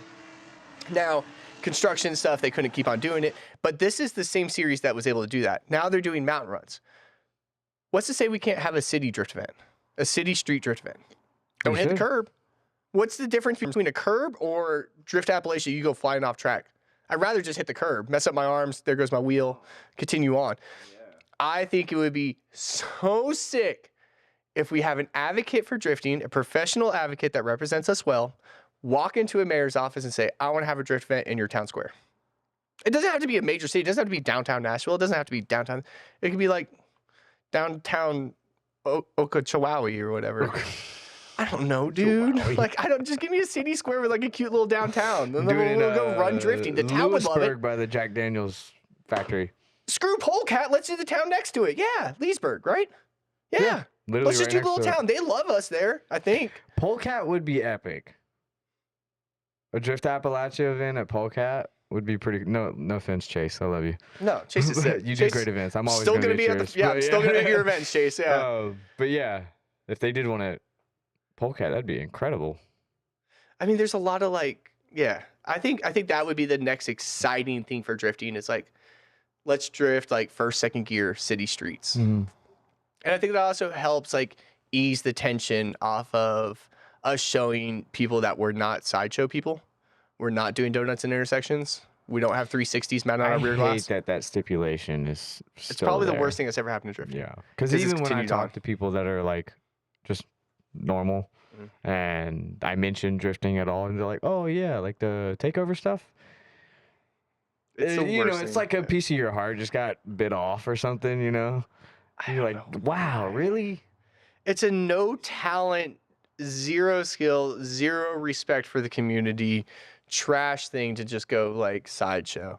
Like, I'm not gonna sit here and say I haven't gone to a church parking lot and done a donut in my time. I have. I've done unresponsible stuff, and I've had 3 reckless drivings on my driver's license. I've gotten caught doing donuts in a Costco.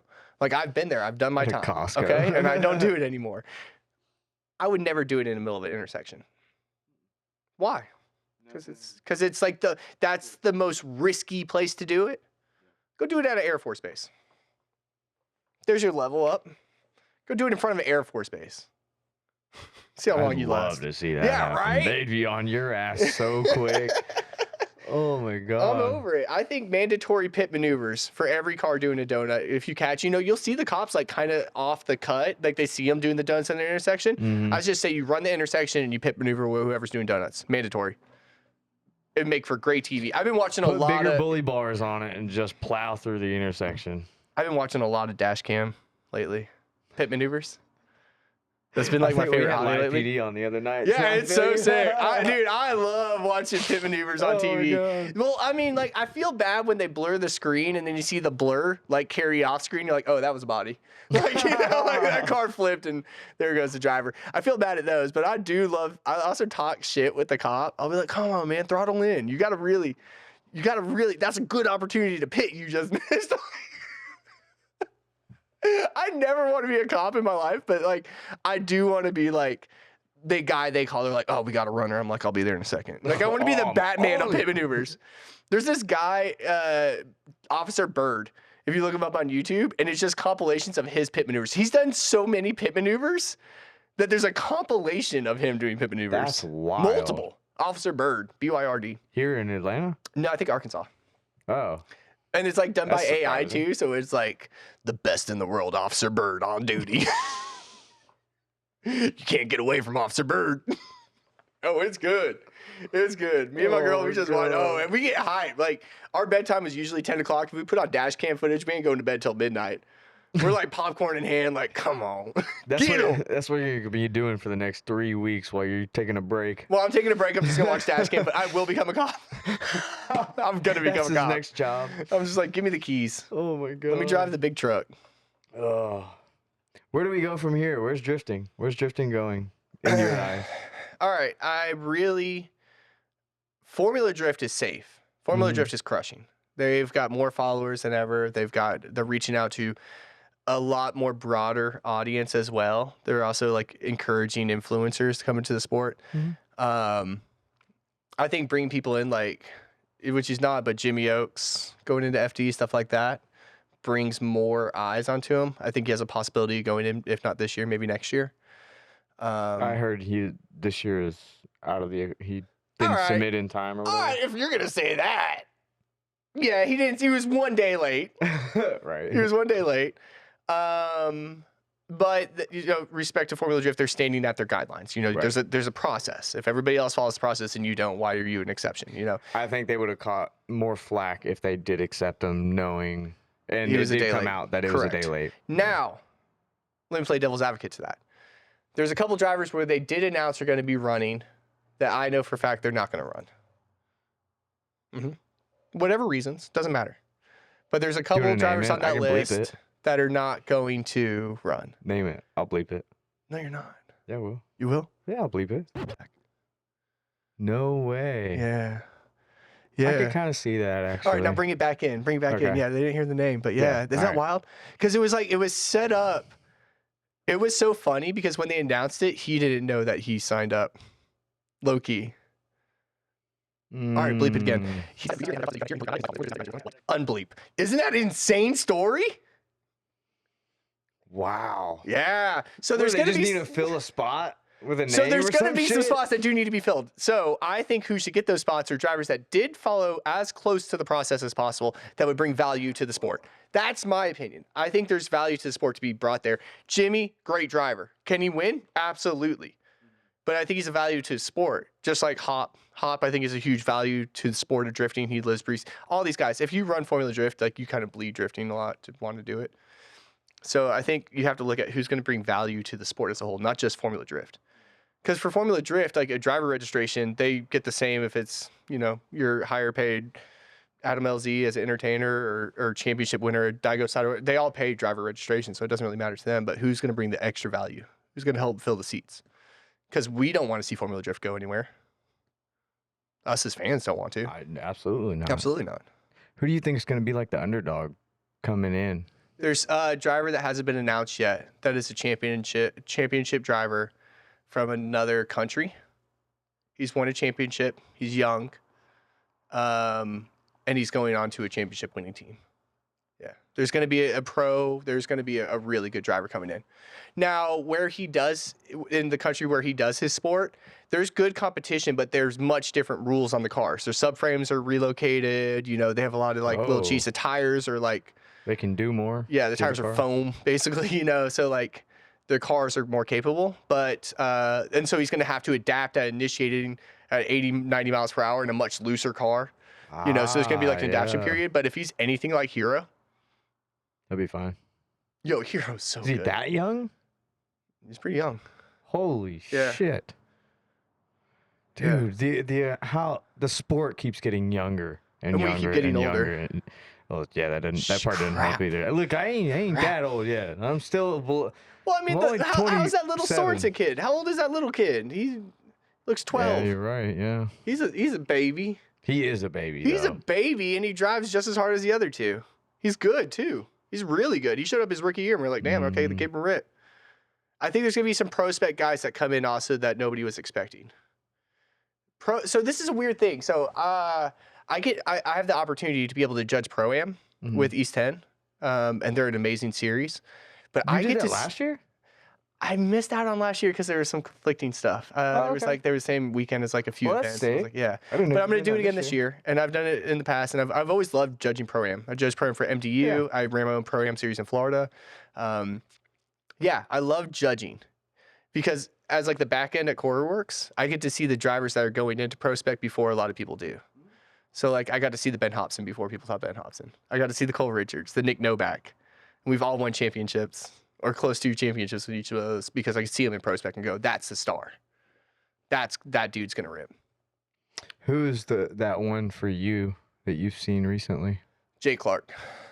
There's two drivers right now. Oh yeah, I know. Yeah, there's two drivers out there that are just absolute rippers. Now, they might not be Formula Drift, and they might not be on all of your YouTubes, and they might not be on your Instagram. But there's two drivers right now in this side of America that are badass. Jake Clark and Cash Stab. Cash, Cash? Yep. Stab? Yep. Holy crap. Okay, they're two younger kids. Jake, this is funny. Jake got a Miata. He started tuning it. I think he was 13 or 14 when he started driving. And he just won one of the MDU events. He's just a monster of a chase driver. And they just built him a pro level quality car. Yep. And he is just he's ripping. He's ripping. So if I was to do a petition or give a license to somebody right now to go into Pro Spec and just crush, it would be him. Now, Cash, I don't know if he has any interest in doing Formula Drift. That's what I've wanted to. I've talked to him several times, and I work with Synergy, which is one of their drivers, is Cash, and it doesn't seem like he cares for that far. Cash from what I can tell. I've never personally asked him though. Yeah. So the driver we're talking about has a really unique car. It's a Fox body Mustang with a lot of JDM flair on it as well. It has Japanese wheels. It's got an inspired kit. I had him on the podcast too. Yeah, so we have an episode with him. Yeah. I think he's really enjoying being young and in drifting right now. He is that guy that's drifting's done. All right, I'm gonna grab a beer. And there's nothing wrong with that. He is a drifter. He is one of us. He's a drift indie boy. He's a drift indie boy for sure. But my God, when he is in the zone on a good set of tires. And he runs cheap tires too. When he's in the zone, that boy, if you put him into Pro Spec,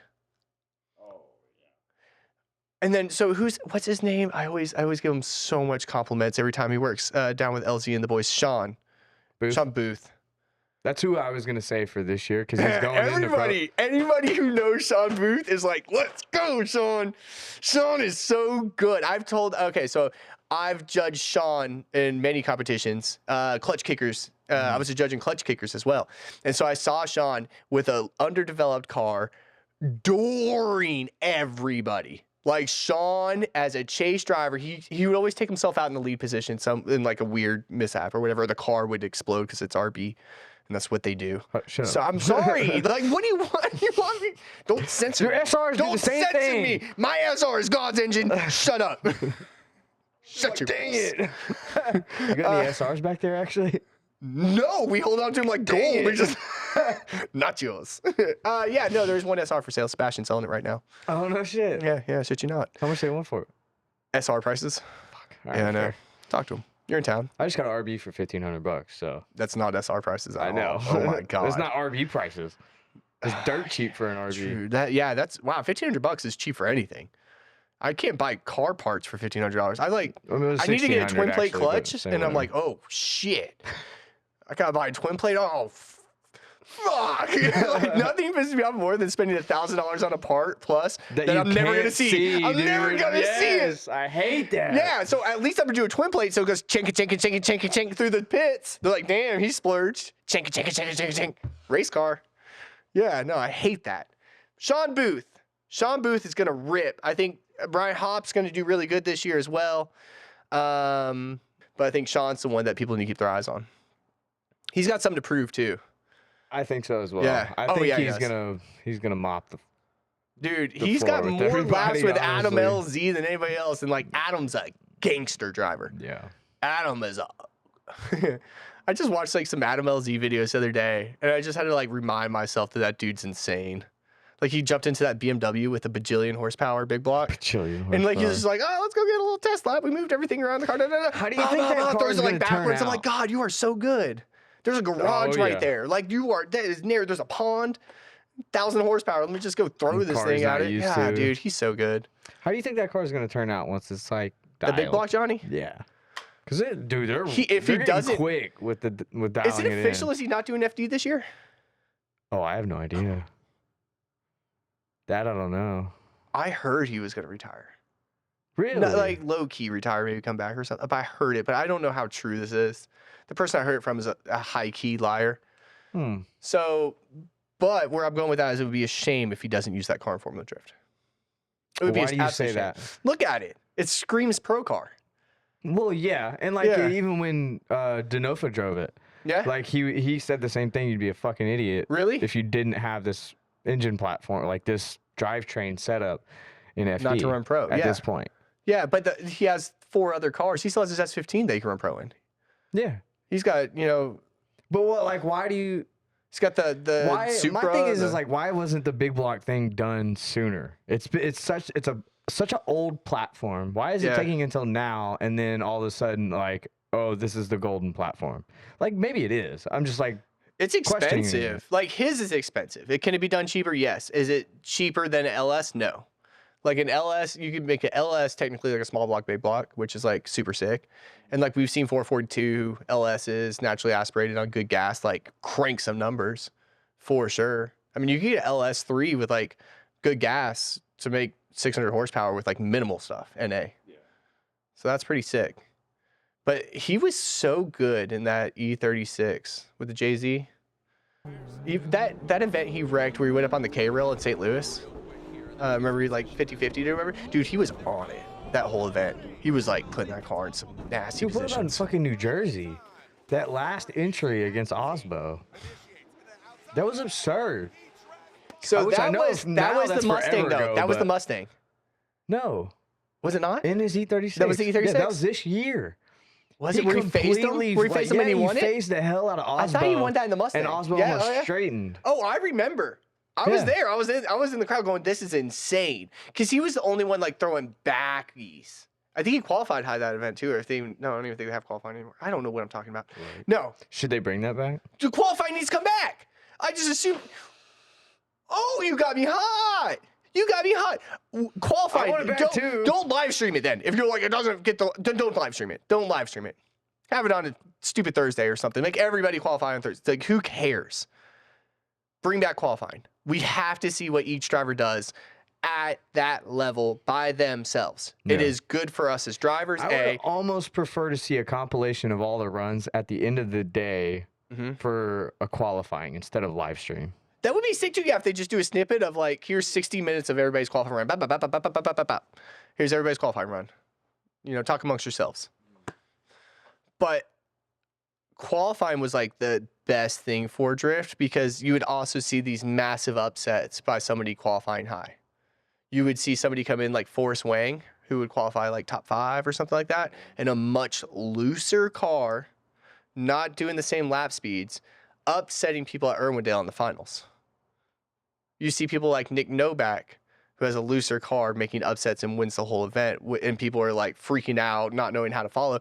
Well, there's no qualifying. None of us were as spotters and stuff and crew chiefs and stuff. They'll time their competition on that side of the bracket the next day off of their qualifying laps.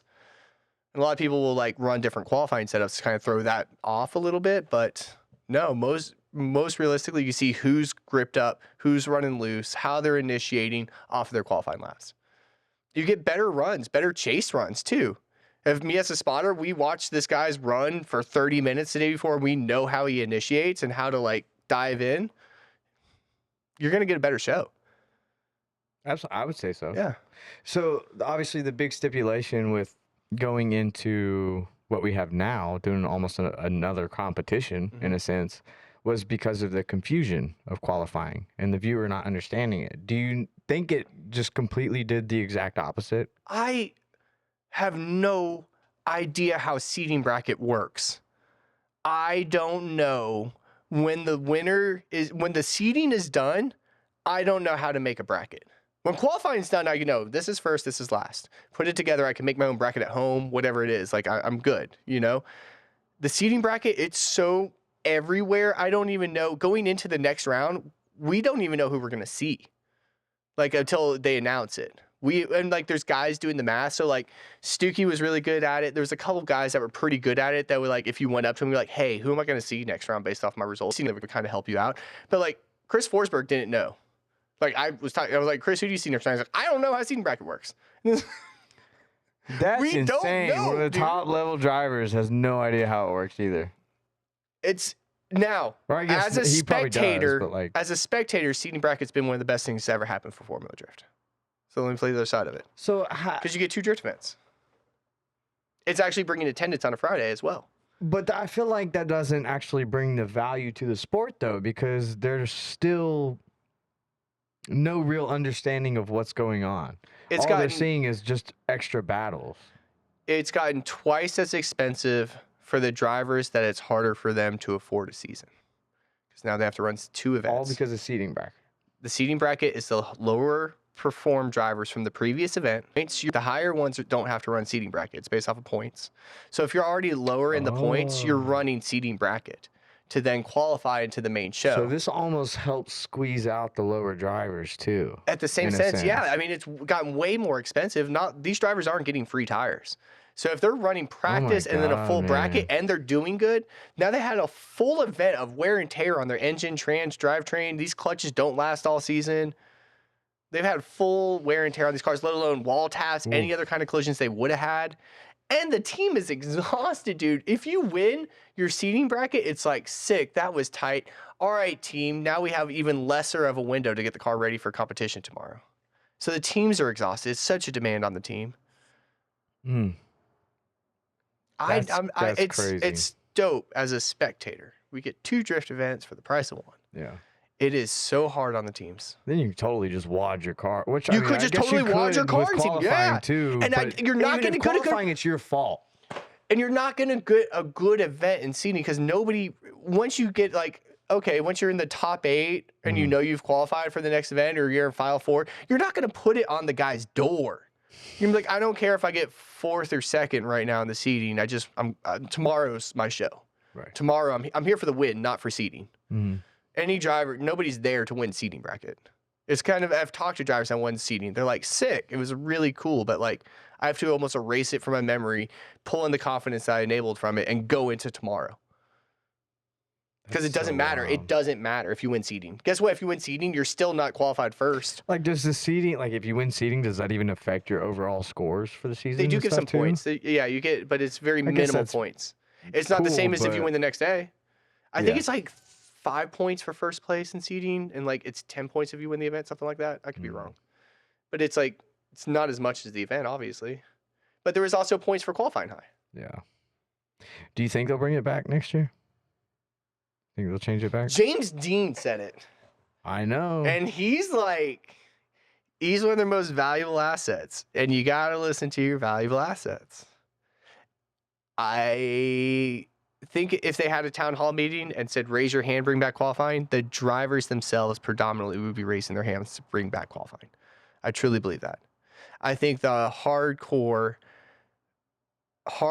fans are going to want to see qualifying. And I think qualifying is easier to explain to the novice viewer compared to the, because I've brought people to a Friday event and they're like, wait, this wasn't the event. And I'm like, no, this is just qualifying. They're like, that's what? I think we solved it. We just bring qualifying back. You go on and you do the hosting, and ta-da, you can I think it would explain be great. it all. And I think qualifying, like say you have downtime, like fill your downtime. Bring Front Street guys along with you and they'll do donuts around each other while they clean up the mess over there on the downtime. I really don't know why that isn't. I They assume don't want because them of messing up the insurance or track and stuff. something or weird stuff. I mean, but- okay, say they're cleaning up a track. You obviously can't put a race car in there while safety and EMS is out there. I get that. But there's a lot of like 5-minute calls, a lot of downtime where you can have these two little SR cars off the side and be like, just keep your helmet on, bro, for the next hour. We're gonna say, yeah, little do whatever, go hit each other.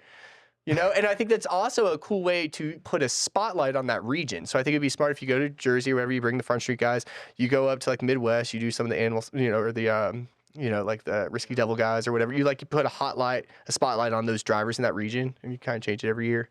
You know, California has like animals, they'll come in, do an exhibition next year. It's like somebody else. I think it would be sick to put a spotlight and then you pit them out there with the other pro teams. But here's all like your hometown heroes. Yeah. And you announce it, and here's some hometown guys, and they're just ripping each other's bumpers off because they're screaming in front of the most fans they've ever had while they're driving.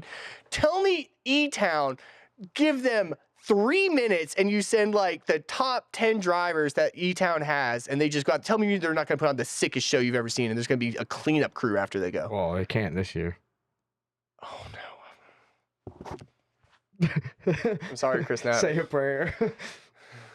What a shame. That one almost hurts more than Irwindale.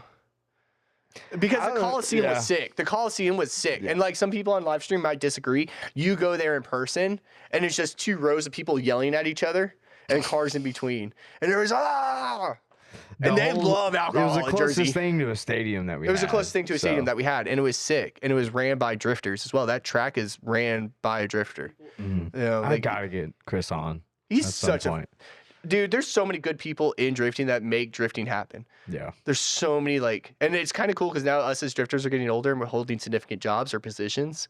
And we're like, hey man, I got a cool job. You want to come drift my track? You know, like money now. Yeah, I got big boy money. You want to go do it? You know, like, yeah, no, it's the truth, you know? You got Chris Sempek. Chris is a drifter. Chris is one of us, you know, from back in the day. And now you can go up to Chris and he runs Conze Wheels. Mm-hmm. And, you know, you have an opportunity to reach out to him and say, Chris, look at this dope trash I'm doing. You know, you want to sponsor me? Yeah, we're getting like real jobs now to make real calls.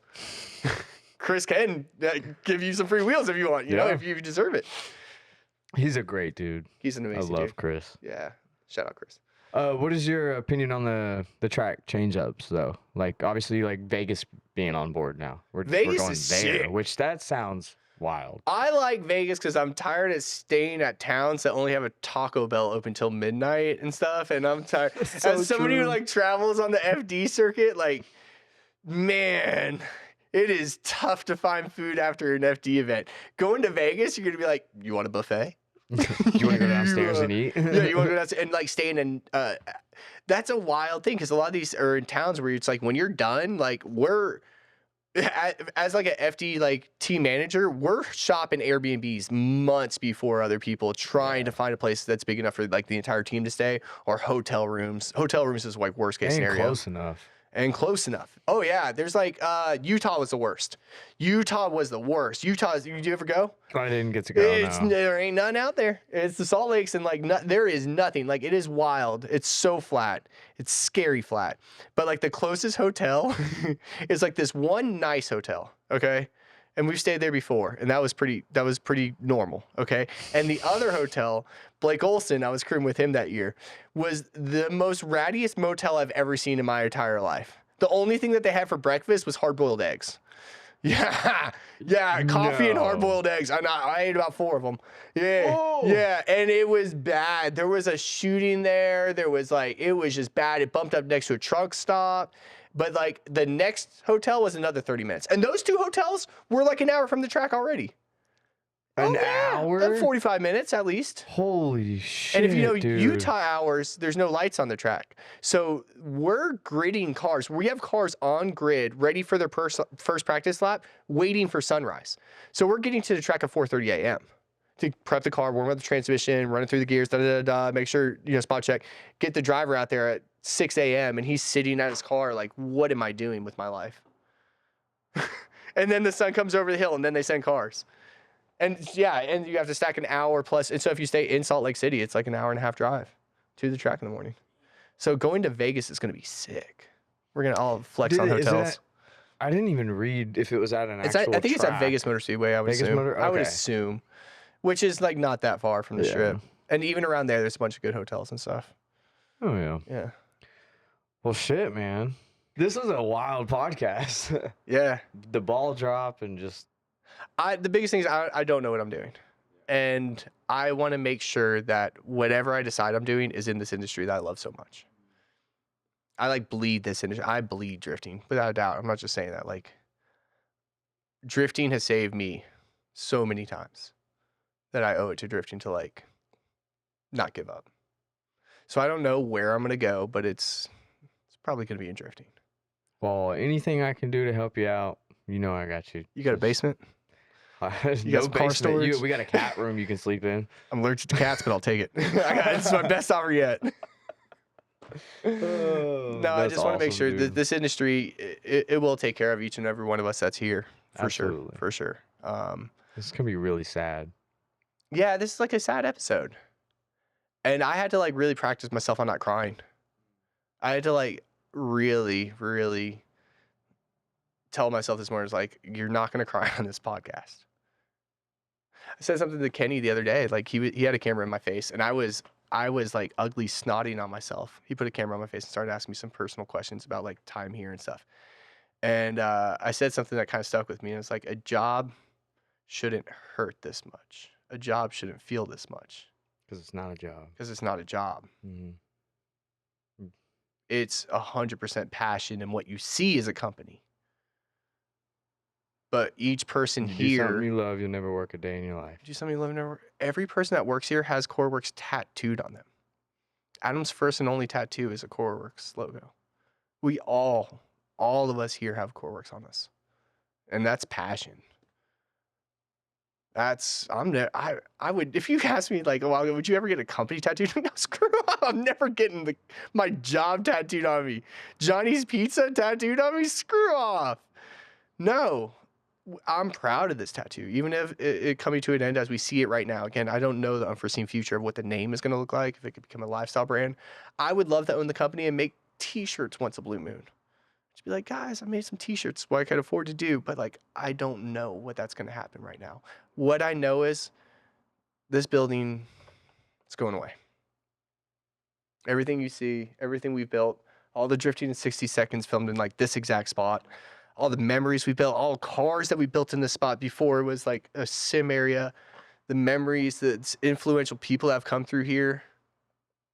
We have been able to work, sponsor, be part of so many really amazing drivers. I've sold people parts where I cheese over it when I see the order come in. I'm like, Taka, I know just ordered something. And I get all giddy. That's so cool. Really? What's happened underneath this roof for me and for drifting is a heartbreak to see it go. This is What's the one memory that stands out from this place when someone mentions KoruWorks?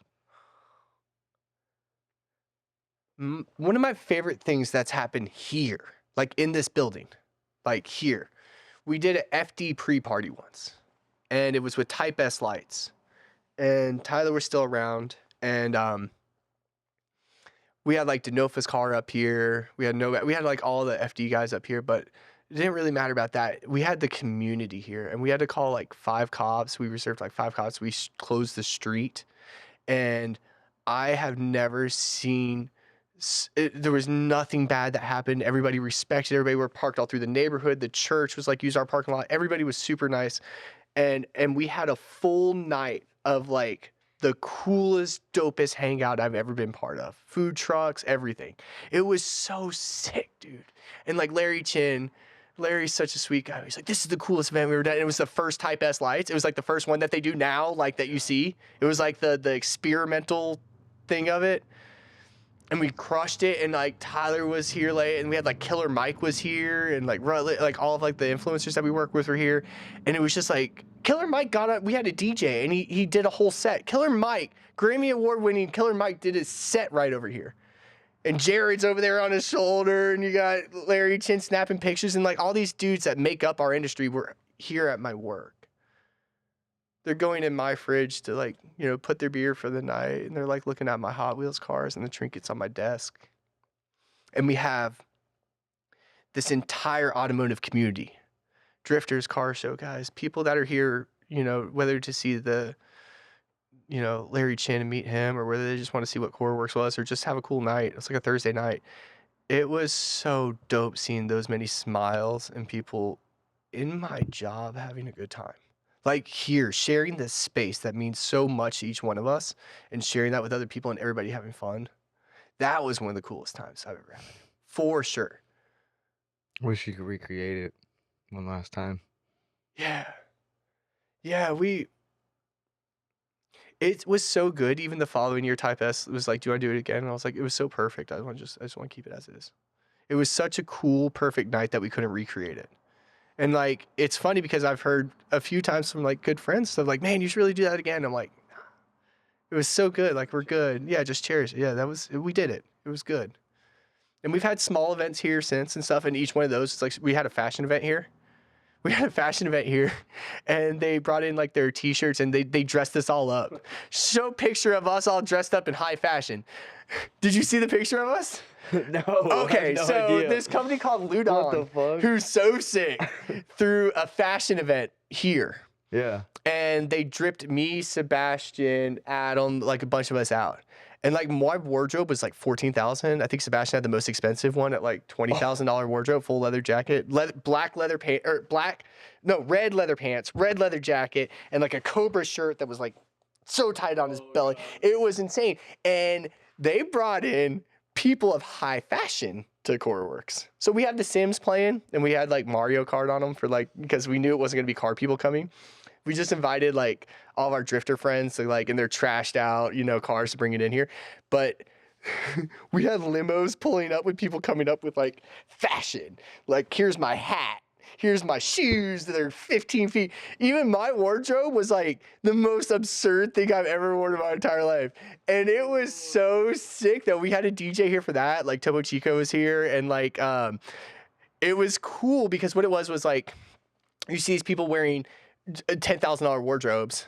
And then you also see the drifters here that like our homies who brought their cars all black, dirty as hell, drinking like PBRs by their car, just like and like they're getting dropped off in limo, like people with like not makeup, like faces put on them. Like it's not like your eyebrows are here, but they're painted on here. Oh my God. Like those type people, and they're just like hanging out with us drifters. That was a really cool night too. Yeah, no, I could tell you a million stories of like what was dope about here. And like I could tell you the more simple things. So like, yeah, there's a lot of memories here that like I'll never ever forget. Some I'm gonna have to tell you with the camera turned off because they're so special. Yeah. And then like, dude, we used to have a skate ramp out back, like a little half pipe. And when Adam LZ was like getting bigger, I was Adam LZ's first drifting instructor. or like I was working the track that weekend, and we went over instructing and stuff when I lived in Orlando, and we maintained friendship, and we're still friends to this day. But he came here when I first started, and LZ and a bunch of like really influential BMXers hit like our half pipe out back. And like then Adam stayed at my house. It was a 400 square foot house. It had no separation between the bedroom or anything, and we all slept on the floor. A bunch of us all slept in my house on the floor. And but we went out riding bicycles in Atlanta the next day. And I didn't understand how big in BMX like Adam really was. I knew Adam from meeting him at the track, right? We went to Atlanta BMX place, and dude, it was. By the time we like rode from my house to the BMX part, there was like 15, 20 BMX kids following us because they saw that Adam LZ was in Atlanta and they were just looking for him. What the fuck? Like so much fun. But like he skated out back here and they posted that he was here, and like 15 minutes went by and there was like 20 people like coming in the door to see Adam skate the ramp. That's so It was crazy. cool, dude. Like that's so cool. Some things you'll never be able to get back. Some things I'll never be able to. You can never recreate that. Hot Wheels did a feature here. Our favorite little toy. They did a feature on KoruWorks. Hot Wheels. Oh my God! Yeah, I used some of that footage. Yeah, in the you used some last of one. yeah. What? That blew my mind when I saw it because I didn't even know that happened. Yeah, dude, that was a professional like film crew. That was sick. And like they used they used a lot of Kenny's footage and stuff. So it was like all of us were part of it. It was so sick. Are they local here? Hot Wheels? No, they're California. They're Mattel. How did that connection happen? So Rut was the host of Hot Wheels. We built Rut's SEMA truck, Rutledge Wood. And he was the host of Hot Wheels. Hurt was a host of Hot Wheels. And the bigger thing is all right, takeaway. You never know who you're going to meet and what position they might hold in the future. So always be positive to the people around you. Always give everybody a second of your time because you never know when it's going to pay off. I met this dude a long time ago, and he was just on a film program. He was just filming us for like this little short thing. Fast forward, he's one of the main guys over at Race Services now. Sam Nalvin, who was Drift Idiot back in the day, now is one of the main guys over at Race Services as well. Hot Wheels uses them as a marketing group to film their videos. They said, remember that guy that was real nice to us back in the day that did the film? We should go see what he's up to. And they gave me a call. And now Hot Wheels is here. What a perfect example. That you just awesome. don't know. Yeah. And that was without a doubt, like when I, have kids and I'm like, you want to see how cool your dad is? Bam. Hot Wheels interviewed me. Like, you know what I mean? Yep. And then Circle of Drift one. And then the Circle of Drift one. That would be like right after that. Yeah. But that's this industry is so small, tiny. And I've said this before. Drifting is microscopic. Automotive industry is like super, super small. And everybody talks to one another. The marketing managers of this company is going to move to this company. It's small. Just make sure you're like respectful to each and everybody in the sport. For sure. Absolutely. For sure. There's a reason why I want to make sure every one of the customers here that has an outstanding order with us is either refunded or they got their stuff. Because I don't know if I might be broken on the side of the road one day and that same person comes to my rescue. It's a small industry, dude. Yeah. Yeah. Well, on the topic of advice, especially going through some pretty crazy life changes at the moment, if you could have one message to the entire world, what would it be?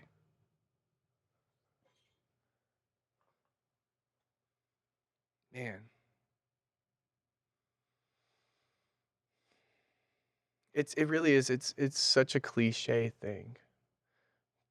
But not only me, but a lot of us around there are living proof that you could do what you want to do. Stop selling yourself short. If you want to build a KoruWorks of your own, then build a KoruWorks of your own. And it can work. It's going to need a lot of hard work and a lot of love.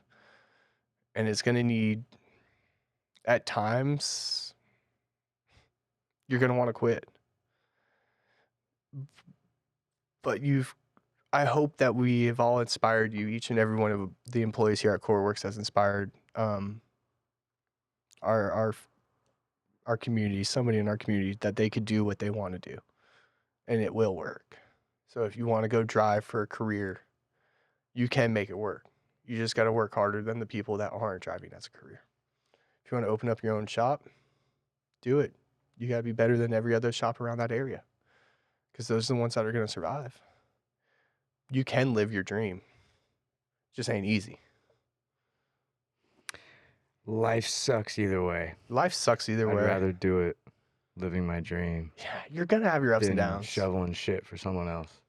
So And that doesn't mean you got to open up your own company. Just make sure whoever you're working with, you have the same values as them. You know, there's nothing wrong with there's nothing wrong with working at a tire shop. As long as like the person who runs the tire shop also knows how much Formula Drift means to you or these drift events, and they give you the time off to go to them because they believe in your passion as well. You know, and I'm cool with shoveling shit. As long as when I'm shoveling the shit, I know that I'm also going to get this time of my glory. I'm going to get to do what I want to do. Yeah. This is still a job. KoruWorks is like, it's still stressful. It's still a job. I'm still cleaning bathrooms. Like, you know, like it's still. You still got to do all the normal stuff every There's business stuff does. I don't want to be doing. I'm so tired of Excel spreadsheets. But when I go to a track and people see me as like Gregg from KoruWorks, sick. Because I was able to attach a really cool company with a bunch of cool dudes at it to myself. And that is so dope. I was able to like give back to drifting. I was able to like give drivers an opportunity to do FD. I was able to give drivers opportunity to do the events. I've helped out smaller drivers in our community to bigger names in the sport. It's always been community driven for sure. Yeah. And so like with the company closing, like I am very happy of what we've accomplished up to this point. I'm like crazy happy. I'm so proud of everybody. Well, just to give you some recognition, like you've done an incredible job, especially taking over after Tyler. That was fucking tough, man. Like, his picture's up everywhere. It's like right there. I know it's there. It's on my desk. The first podcast we did in front of his car. Yeah. And you're doing this stuff and you're like, am I making you proud? You know, you're asking these questions that can't be answered. This is so wild, man. Like, cause like we all have that best friend out there that we would do anything for. Now imagine being your boss and you lose them. And then you have the opportunity to carry off a small portion of their legacy. KoruWorks is not Tyler's legacy, but damn it is a small portion of it. And I was responsible for it. And I want to make sure that I made that dude fucking proud. Like Tyler was our best friend. He was not a boss. He was our best friend. We knew him well before this stupid shop. And he did so much for us.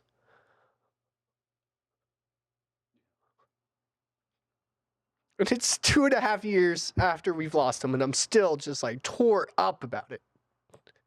Because it's not like I got to get over it. It's not like we lost a friend and you know, you have your time where you get over it and stuff. It's like we lost a friend and we look at his face every day. All of this is him. We're like in his dojo every day trying to keep it alive. So in the sense of this going away, it's gonna be nice. I had so many heart problems here recently, blood pressure and stress, and every doctor's like, you need a lifestyle change, And it's almost like Tyler, like, this is your lifestyle change, just stop. What you're doing is not healthy. Yeah. Just as much for his wife, letting go it is for you too. Stop. Like, the reason, like I said, like, when Tyler passed, like, the opposite happened. Like, I thought we would just kind of, like, lose interest or faith or just feel so defeated, and instead we did more than ever. It's because we were trying to make the dude proud. I saw more on the internet last year. Than ever before. The year before, too, Yeah.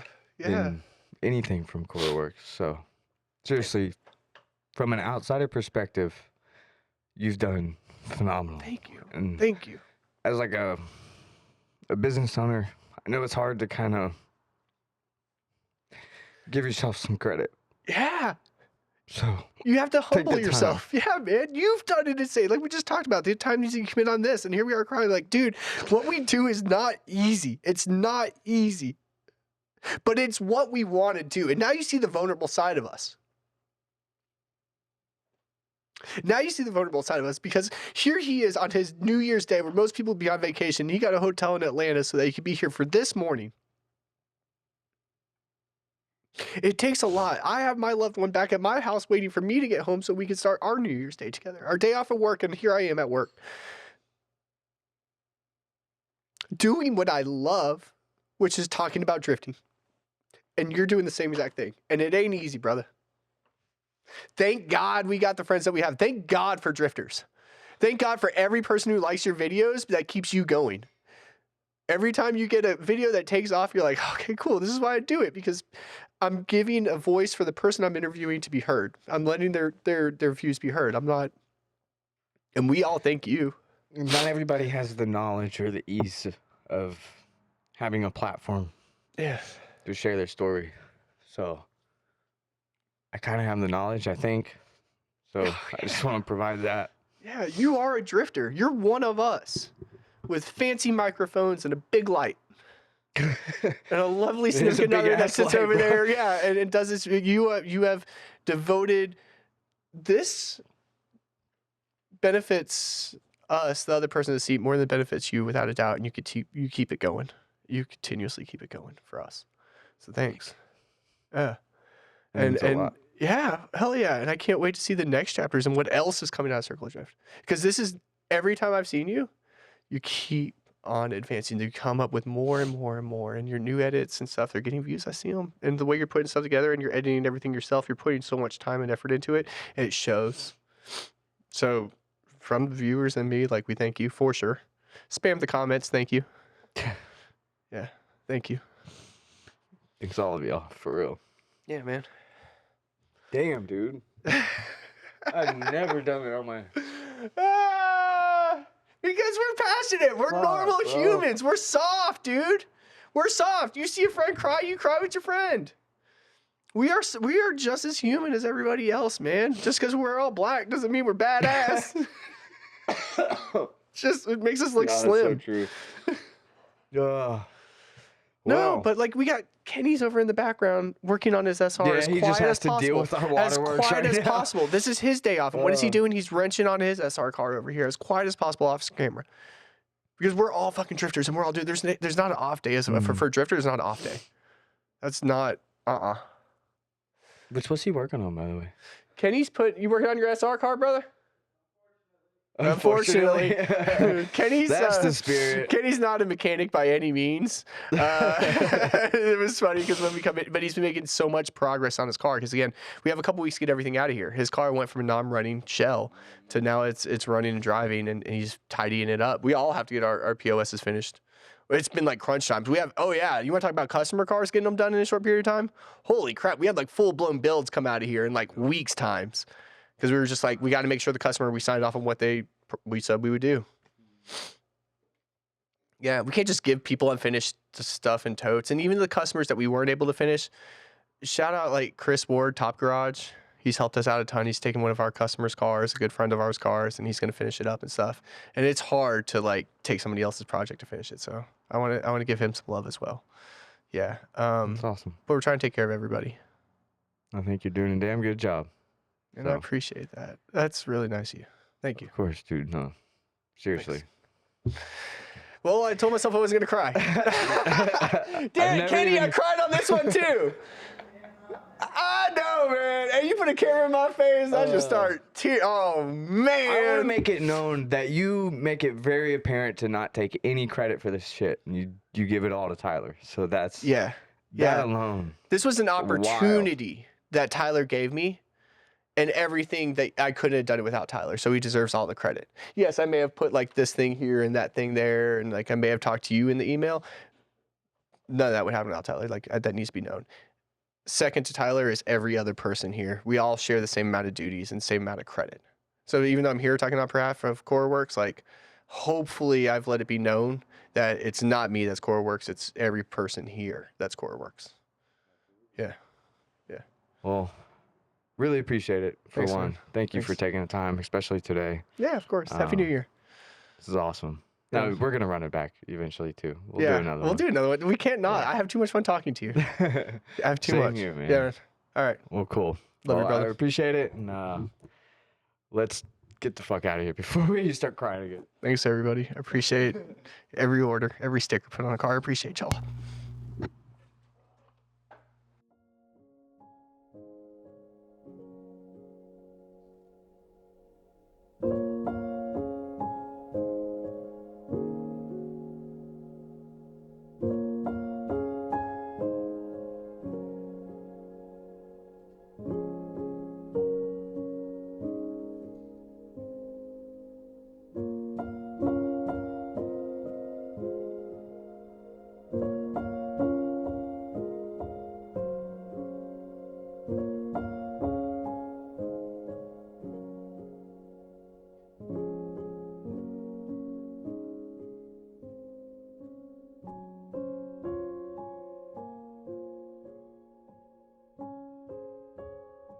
Man, what an amazing yet heartbreaking episode with Greg. And sadly, yes, this is the last time we will ever be at the KoruWorks building, which is heartbreaking in itself. If you've ever been there or even seen footage of it, you know the place is very special and what it's accumulated over the years and some of the cars that have come out of the shop. So go show them some love. I will leave all of their socials linked in the description. And now, if you are still here watching, I know that you guys are the ones that support and the ones that care a lot about the show and the podcast and everything. And I appreciate you so much. But I have been considering doing a solo episode, which I've never done before, where I just kind of talk about myself, some of the stuff that's going on with my cars, what goes on behind the scenes of the podcast, a lot that goes into the sponsorship side and just meeting a lot of the people, meeting a lot of the heroes that I had growing up, um, and realizing some of that stuff isn't quite what it's made out to be. So I'll leave it at that. But if you are interested in seeing that, let me know in the comments. And if you have any questions that you would want me to answer in that show too, drop them down below. I would love to treat that episode as kind of a Q&A as well. Again, really appreciate you guys coming in every single week for another episode. I'm really sorry this one was a bummer, but we do have some exciting stuff planned for 2026. So keep that in mind. Hit the subscribe button if you haven't, and I'll see you guys in the next one.